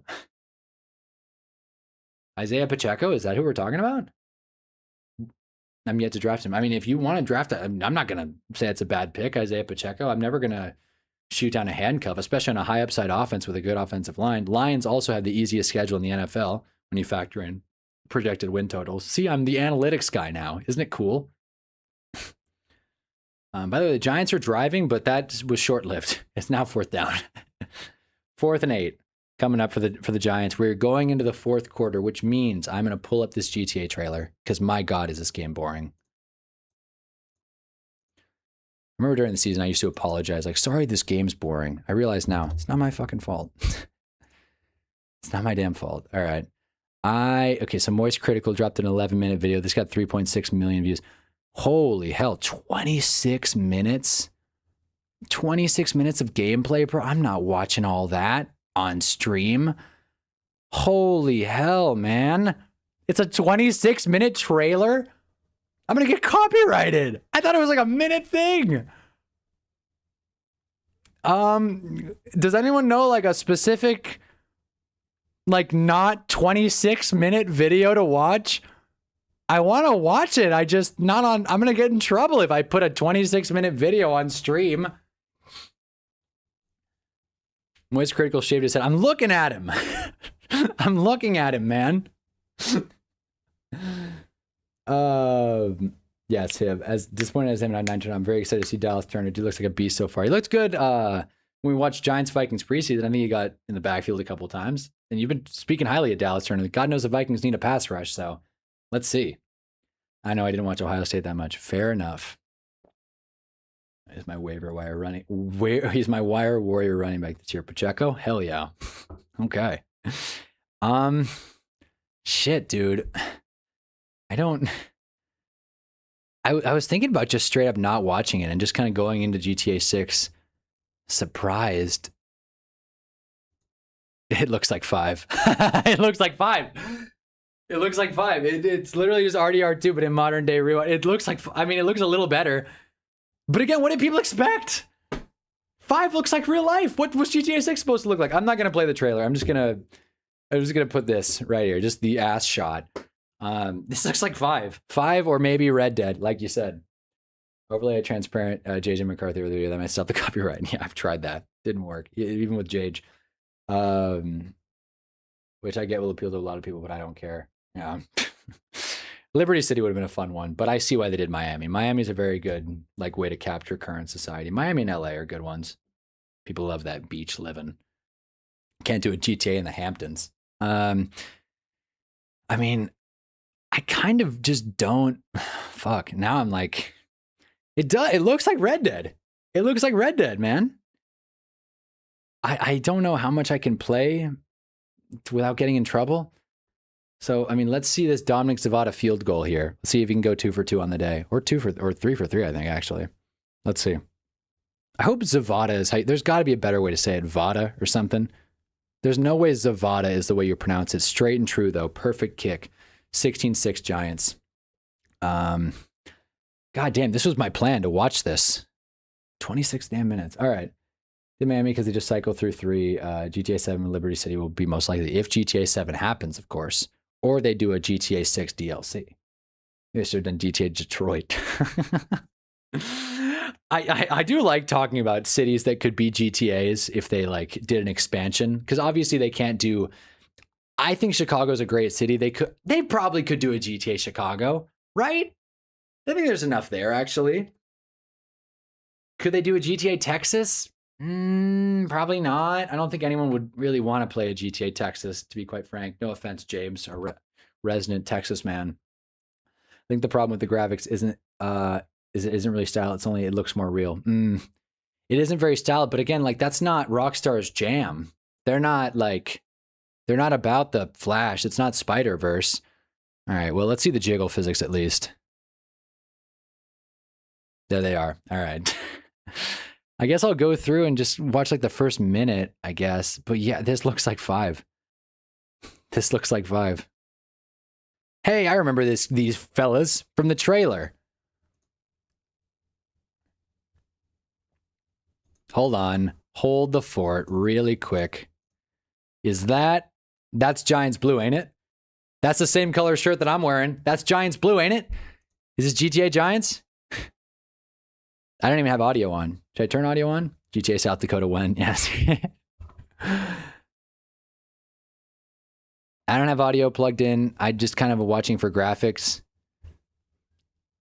Is this just like a mission playthrough? The audio's not even, yeah.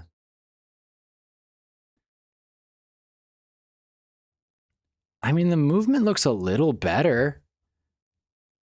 It's GTA. It's a GTA game. Okay, that's all I'm going to watch because God knows. Yeah, he's still not on stage yet. Well, don't worry. You're not missing a great game in New York. You're especially not surviving the C stat. What? Wait, what's the C stat?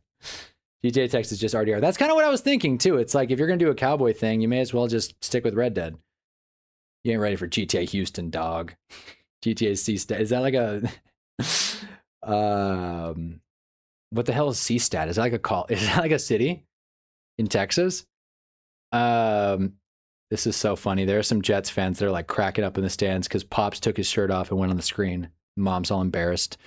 This looks like 5. I know I said like that tile on the ground. That's a pretty cool. This is gamers though. This is the problem with gaming now. Where it used to be, is the game fun? Now it's like, oh, well, the tile's misplaced. Fumble! Giants football? I can't tell. I don't think so. I think it's staying with New York. That didn't help. I think it's staying with the Jets. Yeah, it is. Maybe that wasn't even a fumble. I think the guy just went down hard. I don't see the ball. Where did the ball go? The ball like vanished. Oh shit. No, it wasn't a fumble. He ran into his own guy and the towel went flying. That's what went flying. Anyway, concussion in the Jets. I gotta say, there have been a couple injuries, but they have not been turf related. So I guess it's short for College Station. Oh, GTA College Station. Oh, I see. College Station. Yes. You ride the dart to College Station. I know Texas. I know ball. One time I met this girl on a plane. She lives in Dallas. She gave me the whole spiel. The dart, you know, how shitty it is to drive around in Texas. And that was about it. Cardinals Packers game is close as hell. Should I turn that on instead? Because I'm not watching any more of this GTA thing. I should have thought through. They're going to copyright me. Of course they're going to. Let me update the score really quick, and then we'll take a little glance at the other game.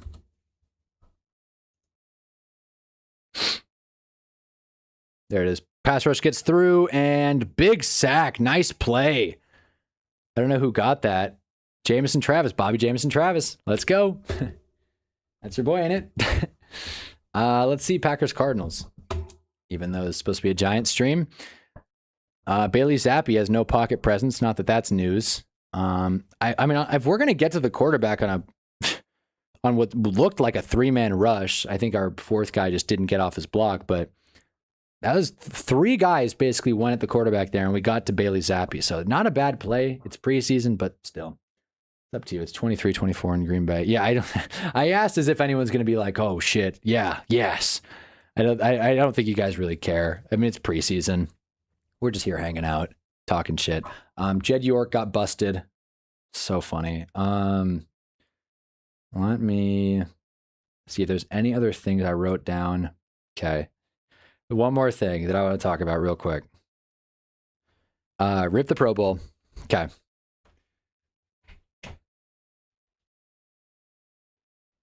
This chair right here. As you can see, the headrest came.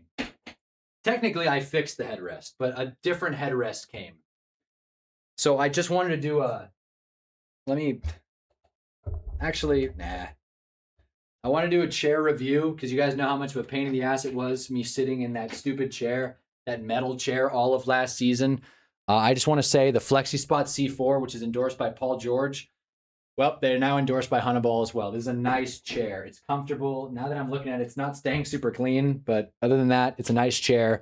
If you're looking for one, FlexiSpot does it right, and you can believe that. A little pricey, but you know, if you're going to invest in a chair, why get a cheap one? Honestly, like getting a cheap chair, it's just going to set you up for heartbreak. I had a chair, thing broke, and then I had to use that stupid metal one, which didn't break. The only thing it broke was my back. So now it's going to be a comfortable season. In fact, I've been standing for 2:45. We're gonna finish out this game straight standing. We're gonna finish out this game like Fantano. But during the season, it's gonna be nice and comfy. Because yeah, in case you missed it, this season we're gonna be streaming through every game. If there's football, there's Honeyball. Thursday night we're streaming through. Sunday night, Monday night, Wednesday night, fucking all day Sunday. We're gonna be here, man. So if there's football, you know where I'll be. If you want to pop in and join in, I always appreciate when you guys stop by. But everyone has their lives. Kind of a awkward thing for me. Telling people to, you know, go live life, have fun, but also watch my stream all day. Yeah, man. I mean, Cardinals Packers. I mean, they're in the 3rd quarter. Keaton Slovis. We'll see. But I feel like Giants Jets seems like it's going a little quicker. Also, Falcons Dolphins. They're kneeling it out. Falcons dub. Cooper Rush leading that team to a win. Kyle Pitts led the team in receiving, 3 catches, 59 yards. Always great to see the Falcons 1 team looking good. Bijan didn't play, though, obviously. Weird that Kyle Pitts did. Now that I look at it, he was like the only starter that played. I guess he hasn't earned it. But yeah, what else is there to talk about? Basketball sucks. I mean, we could talk about the WNBA. Does anyone want to engage in that conversation? The Enes Kanter Freedom, Royce White, Sophie Cunningham, and everybody else in the world controversy that's being debated right now in the WNBA among, about who can and can't play in their league. I'm not going to talk about it. I'd rather not.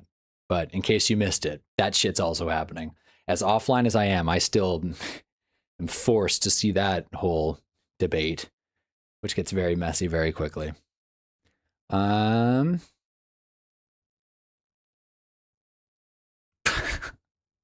out of shit to talk about.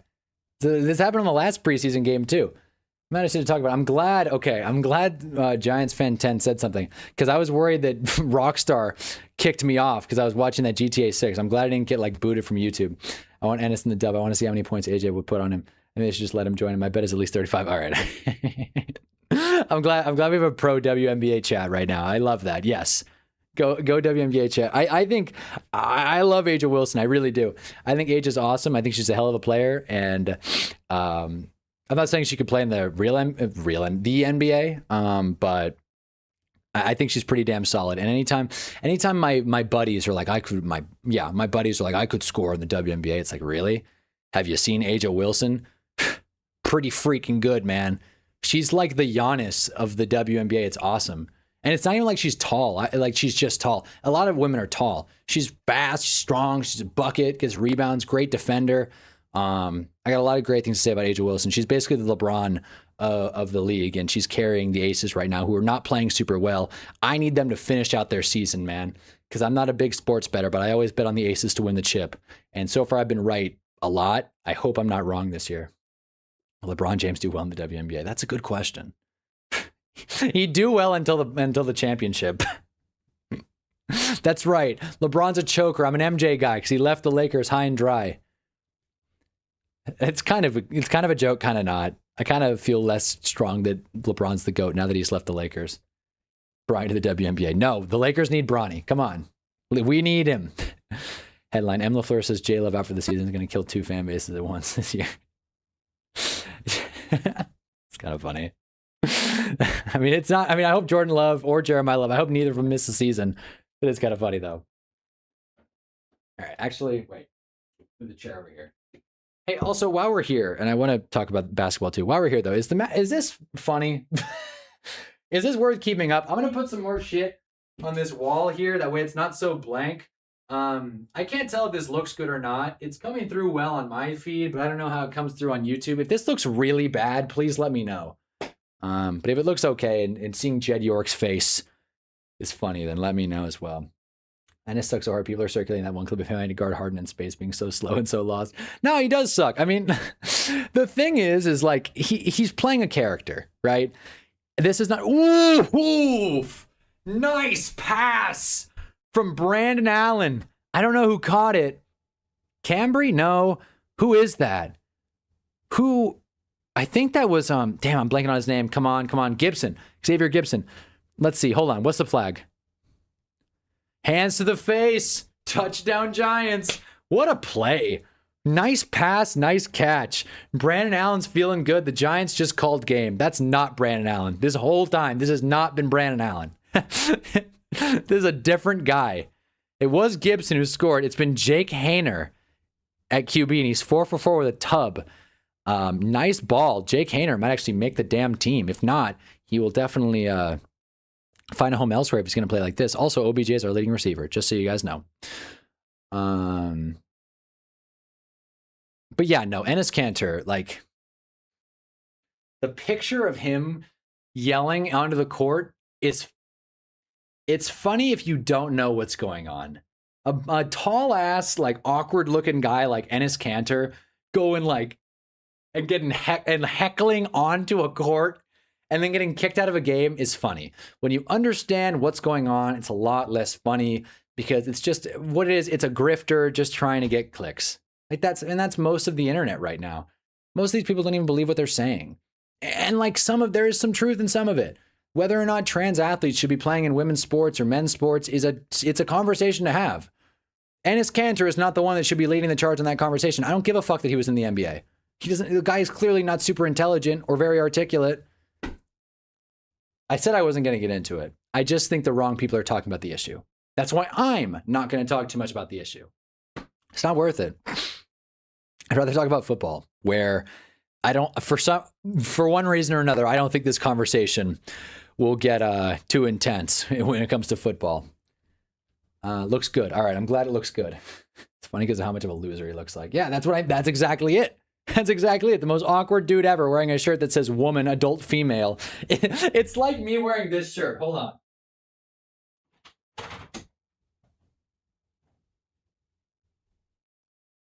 It's a longer break, but it'll be worth it. This is why I think the Enes Kanter thing is funny.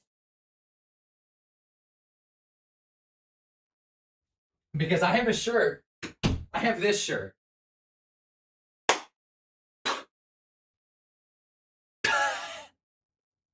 And I think it's hilarious. Human. Yeah. And you know what's funnier? The back. Lenny Kravitz. Yeah, that's what this is. It's a Lenny Kravitz concert shirt. Whole thing's a fucking joke. That's what it reminds me of. My own shirt. Human. I think she could be a guy who never scored in the NBA and a guy who's retired from the NBA.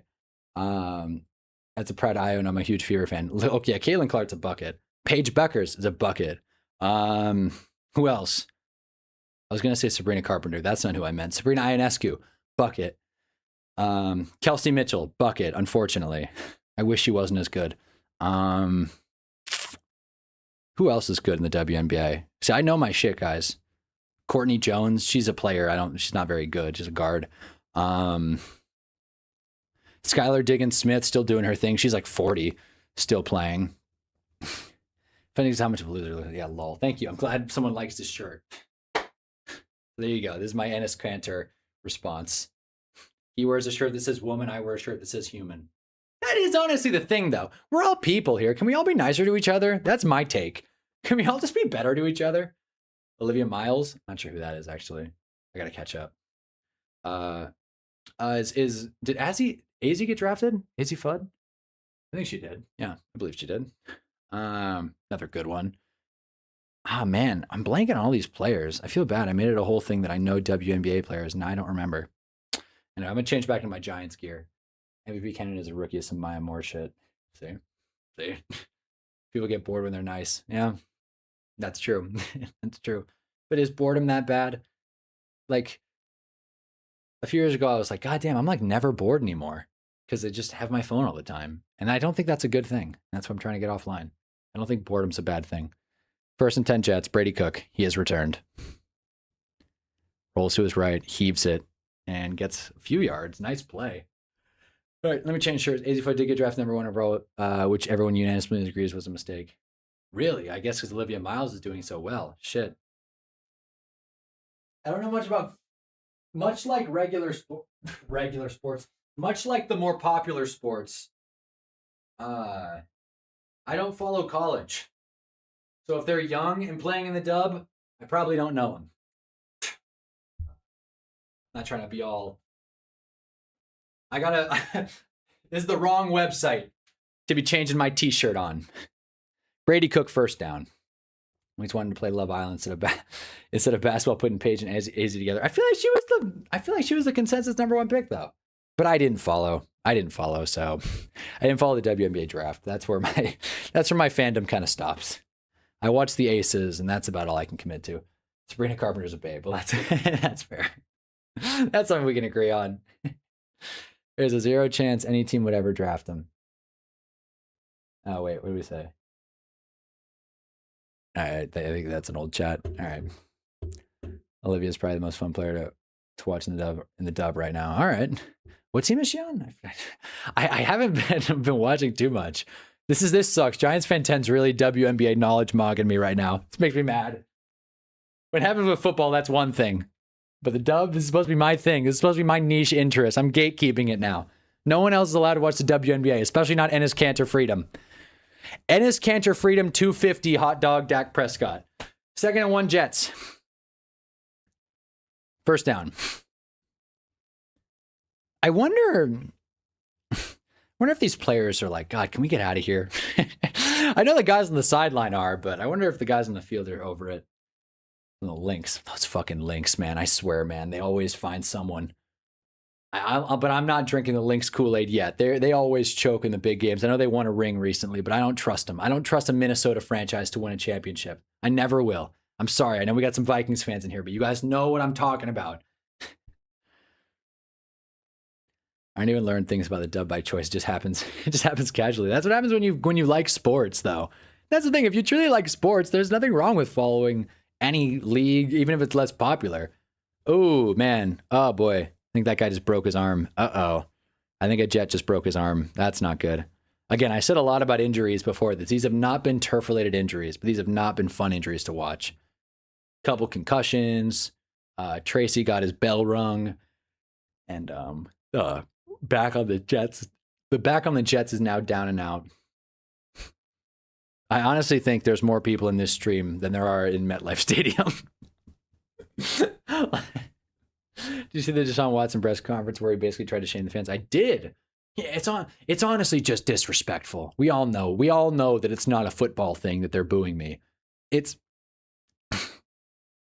the funny part is I feel bad talking about Deshaun Watson, not because he's a good guy, not because I'm trying to bite my tongue and not talk about the issue.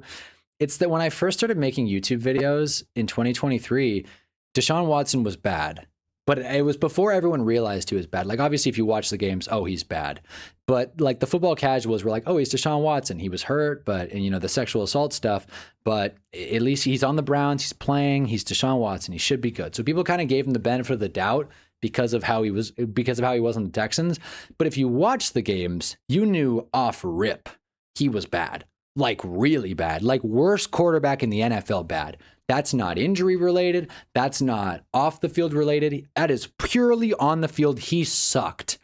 And I talked about it in one of my first videos on this channel. If you sort by oldest, you'll see one of them I talk about Deshaun Watson in like one of my week recaps about how he sucks and and then he got hurt and was out for the season. So then everyone forgot. He tore his Achilles before everyone realized how bad he was. So that's the funny thing with Deshaun Watson. And everybody's saying it. But yeah, it is football related. It's also not football related. But if he went out there and played like he did, people would talk about him like they talk about Russell Wilson. He sucks. He should retire. But because it's Deshaun Watson and we all hate him, we got to make it hurt a little more. Twist the knife a little bit. But him seeing that and going, well, these fans, man. Don't you love when players shit on the fans? That's always a good move.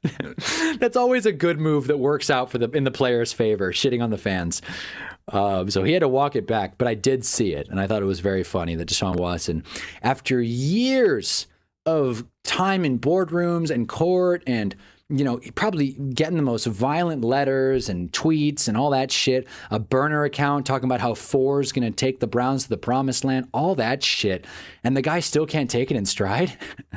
You'd think at least at this point he would be able to wear it a little bit, be a villain. Or better, or don't be a villain. Better yet, just shut the hell up and play football.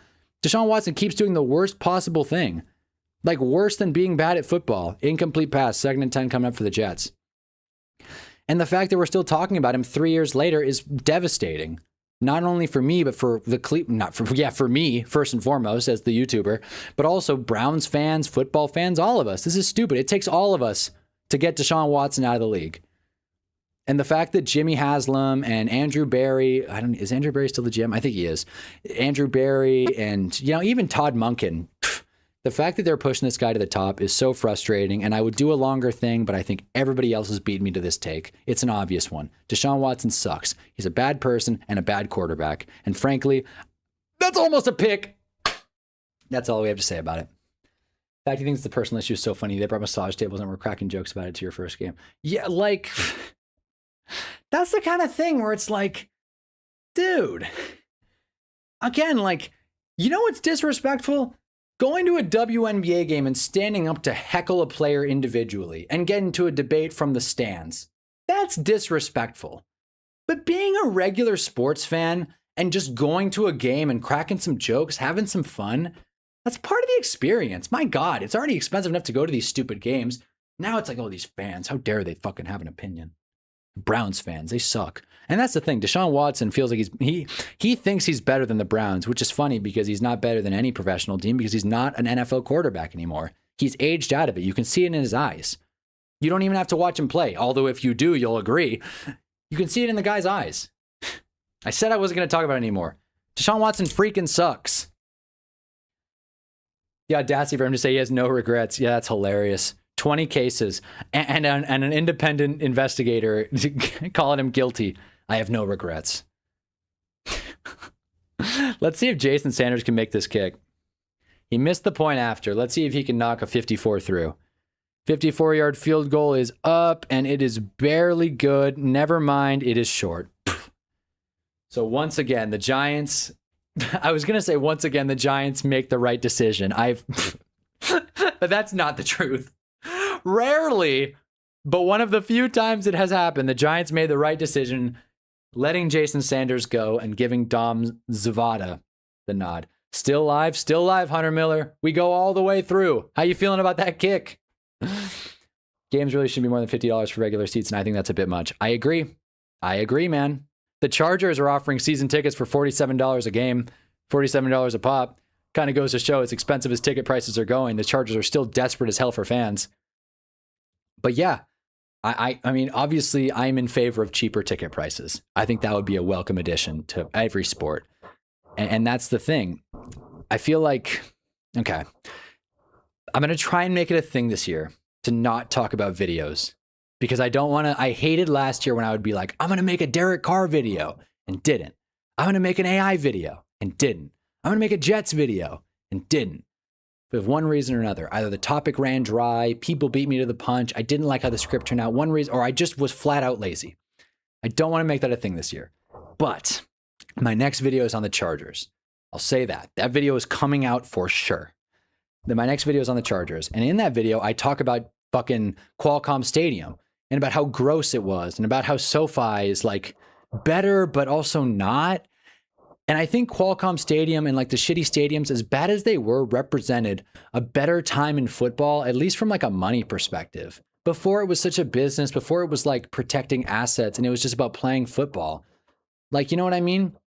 Like when the Chargers are playing in Qualcomm Stadium, that's not best for player health and safety. And I agree, player health and safety is important. But I think we've overcorrected a little bit and made the game too clean.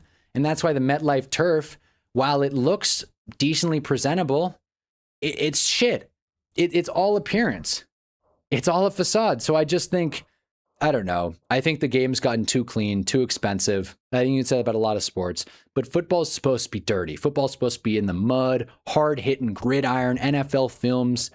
And I think cheap tickets, I just don't think that's a bad move for a league. And that's not me being like, oh, less expensive is better. No shit. But I think the reason the NFL has worked is because they've allowed people to enter the fan base. The NFL does more work than any other sports league at ushering in fans. Even now, you watch the NFL Network, these preseason games, a bunch of ads for Play 60 and flag football and, you know, it like all the social activist shit the NFL does, the sports they do, the documentaries, the like all that stuff. There is no NBA films. There's no NHL films. There's no MLB films. The NFL, and Michael McKelvey said this best. He said the NFL worked because they started with these kind of socialist, equitable practices to make teams equal. And then what they also did, I don't think he talked about this as much, but what they also did was just brought in as many people as they could from different areas and different like income brackets and all that shit. And I think that really worked for the NFL. And I'm worried in the next 10, 20 years, all these rich quacks are going to come in and we're going to lose that. And in turn, not only is the product going to be worse, but it's going to become like every other sports league that is a business, because the NFL is the most expensive league in a landslide because they didn't treat it like a business. And I just hope that doesn't change. And I will probably make a Roger Goodell video because I actually think he's doing a pretty good job, all things considered. I mean, my God, could you imagine if an NHL or if an NFL owner was paying one of their stars under the table through a shell corporation? Do you think Roger would let that fly? Do you think Roger would wait for Pablo Torre to break the story? Love Pablo, but come on.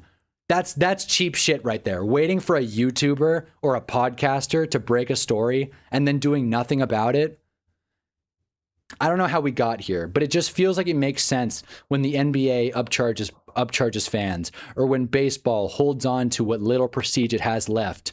But football should, especially the biggest stadiums, should have room for everybody. Call me Karl Marx. All right, let me check the chat. We got Hunter Miller here. No longer a Jets fan. We just lost to the worst in the NFL. Come on. Come on, it's preseason. I'm not even going to fight you on the Giants being the worst team in the NFL, but it's preseason. Making a video currently on which NFL. I still got to watch your video, Just an Idea. God damn it, I got to watch it. I'm sorry. I was thinking about it when I was off stream. I was like, damn, I got to watch that video. I didn't get around to it. I'm going to watch it, though. But think of these poor owners. How else would Jed York solicit some yummy at the Ohio? That's what I mean. These are the rich people that, know so much more than us.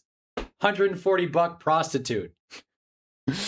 You can thank the Cowboys for that too. We're a very accepting fan base. You very much can thank the Cowboys for that. The Cowboys did a very good job marketing and making football a big deal, and they hit it in the perfect market. Texas football is a huge deal.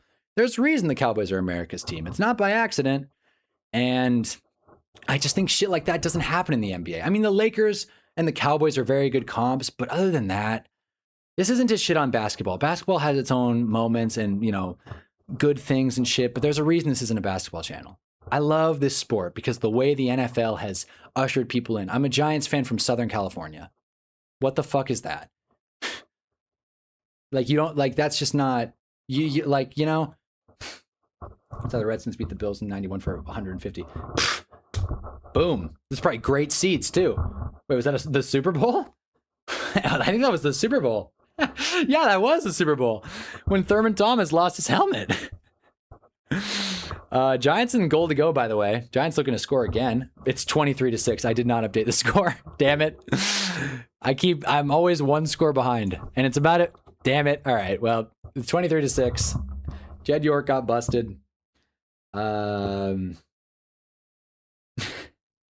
I'm glad you popped back in, Hunter Miller, man. So yeah, if you missed it, we're doing these every Sunday. So we're streaming through every game. So from 1 to 12 or whatever Eastern time, or 10 to 9, 10, 9, on Sundays, we'll be here. From Monday, 5:30 to 8 West, we'll be here. Thursday, we'll be here. Hell, and we'll probably have some gaming streams as well. As soon as GTA 6 comes out, we're going to the alt channel. It's going to be great. 49ers owner should have paid $490, kind of like a calling card seal killers for shady. I mean, he paid 140. If he paid 149, that would have been like a little tell. It would have been like his Joker card. It's another Dragon Ball thing. When Piccolo's goons kill people, they leave the mark of the demon on the person's dead corpse, which is a little grim, but it does happen. 2-minute warning coming up in New York. Jed York. How's he doing? So it looks like are we gonna snap this? No. Oh my God, they did. Okay. Heave and incomplete pass. So we're going pass interference. You can't guard Thomas Fidone, even if you want to. This is gonna lead to an automatic first down, which is gonna pass interference defense. It's gonna lead to an automatic first down. I wonder, with the 2-minute warning coming up, are the Giants just going to kneel this out? I mean, they could, in theory, end the game. But I would imagine these players, they drove all the way down here. They drove down the field. They didn't take a car. They drove down the field. I feel like they would want to punch it in. But $150 Super Bowl tickets is awesome. If the Giants ever make a Super Bowl, and I'm not streaming for whatever reason, and go to the game, I'm sure it's going to be $5,000, $10,000, $20,000. I'm going to go into lifelong debt if they lose the game. That's a sad reality for a lot of people, I bet. Their favorite team wins the Super Bowl or makes the Super Bowl and then loses. and they basically bankrupted themselves trying to watch it live. I'm sure some Bengal fans are still paying off that Super Bowl against the Rams. They literally drove down the field, opted into. I mean, it felt pretty easy. It did feel pretty easy. I will say that.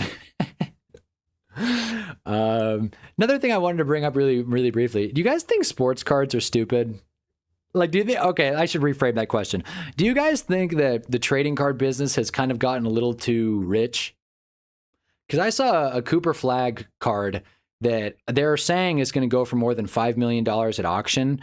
And that the Dallas Mavericks offered the guy who pulled it like a substantial Mavericks package. And the guy said, no, thanks. I don't think there's anything bad with that right now, because who knows how downstream it's going to affect stuff. But I don't want to sound like an old head being like, what? Sports cards aren't worth that much, but are they really worth $5 million? Does that asset really hold its value that much? Especially Cooper Flag, who could be anything. Absolutely right now, not just sports cards, Pokemon too. I agree. I'm glad. Being at Super Bowl 46, that's so cool. You went to Super Bowl 46? That's awesome. Going to that game in Indy's a nice stadium too.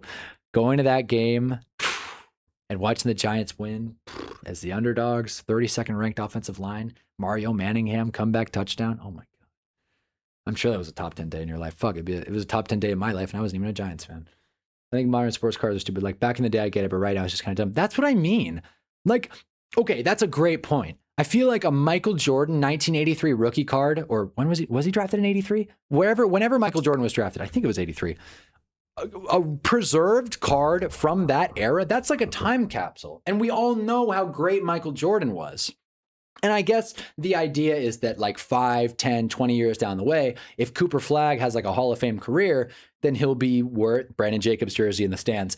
Very cool. If Cooper Flag is like good, then it could be worth more. More than $5 million though? Someone's going to love Cooper Flag for $5 million. Someone's going to love Cooper Flag more than the Dallas Mavericks do when he's 22 or 23 years old. Are they kneeling this down? No, they're going to run it. Okay. Cards get to the point of a cardboard degenerate gambling, but it's fun for kids. That's what I mean. It is. And they're kneeling it. Wow. Giants are not going to score. So they're going to call it game. Interesting. Jets Titans week 1. We will be watching that game. COVID ruined all card collecting hobbies. It's filled with scalpers now. I don't doubt it. Just grifters who are trying to make a quick buck. That's what's happening in sports leagues. That's what's happening everywhere. I wish those people would stay with NFTs. I wish the people that just are in the sports card game for money would just still just stick with the virtual stuff, right? It's not going to go anywhere, but at least they believe in it. I remember for one day I was really into NFTs. One day, literally, I was like, this actually makes a lot of sense. And then I talked to my girlfriend about it and she was like, can you explain it to me? And then I tried to and I just couldn't. It's like, well, no, but it's it's called a non-fungible token and you own it. No one else owns it. It's like, okay, but what is it? What? That's how I felt explaining that situation. Lawrence Taylor jersey in the stands. Also, no, I don't want to talk about that anymore. I'll bring it up since I mentioned it though. New study came out. 1 in 4 NFL players will have CTE. They will get CTE. 1 in 4.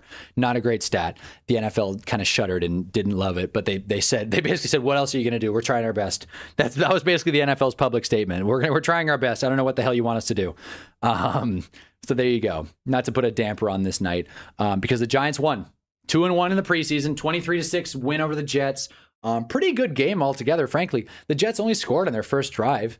After they missed that point after, they haven't scored. So I'm pretty happy about that, all things considered. If you're looking for Giants recap, who played well, who didn't, this is not the place for that. I hope Tyron Tracy's okay. Pass rush looked good. Offensive line blocked extremely well, especially that first unit. It's tough to say because it's the Jets in preseason. Sorry, Hunter, but it's the truth. It's tough to say because it's the Giants in preseason as well. Sorry, Hunter. That one I have to say in the mirror. But yeah, who knows? I'm excited for football to be back. We got a little bit of time before Patriots Seahawks on a Wednesday night, on a cold Wednesday night in Seattle, which apparently the backup option for that was Giants Seahawks, was it? Or some game like that. Anyway. But that was it. So that was the Giants preseason. Overall, very few injuries given the hardball practice schedule. We'll see how it all pans out long term. I don't think Odell Beckham's going to make the roster, but he caught some balls tonight, which made me happy, I guess. He also dropped some passes tonight, which made me sad, but fuck it. All things considered, I'm glad the preseason's over. And I'm glad GTA 6 is going to come out. Hinge is still funny as hell. Now let me see. I have a sports card right now, and it's Robert Falk. I think he was running back for the Rams in the A's, and that's because I found it on the floor in my band hall. See?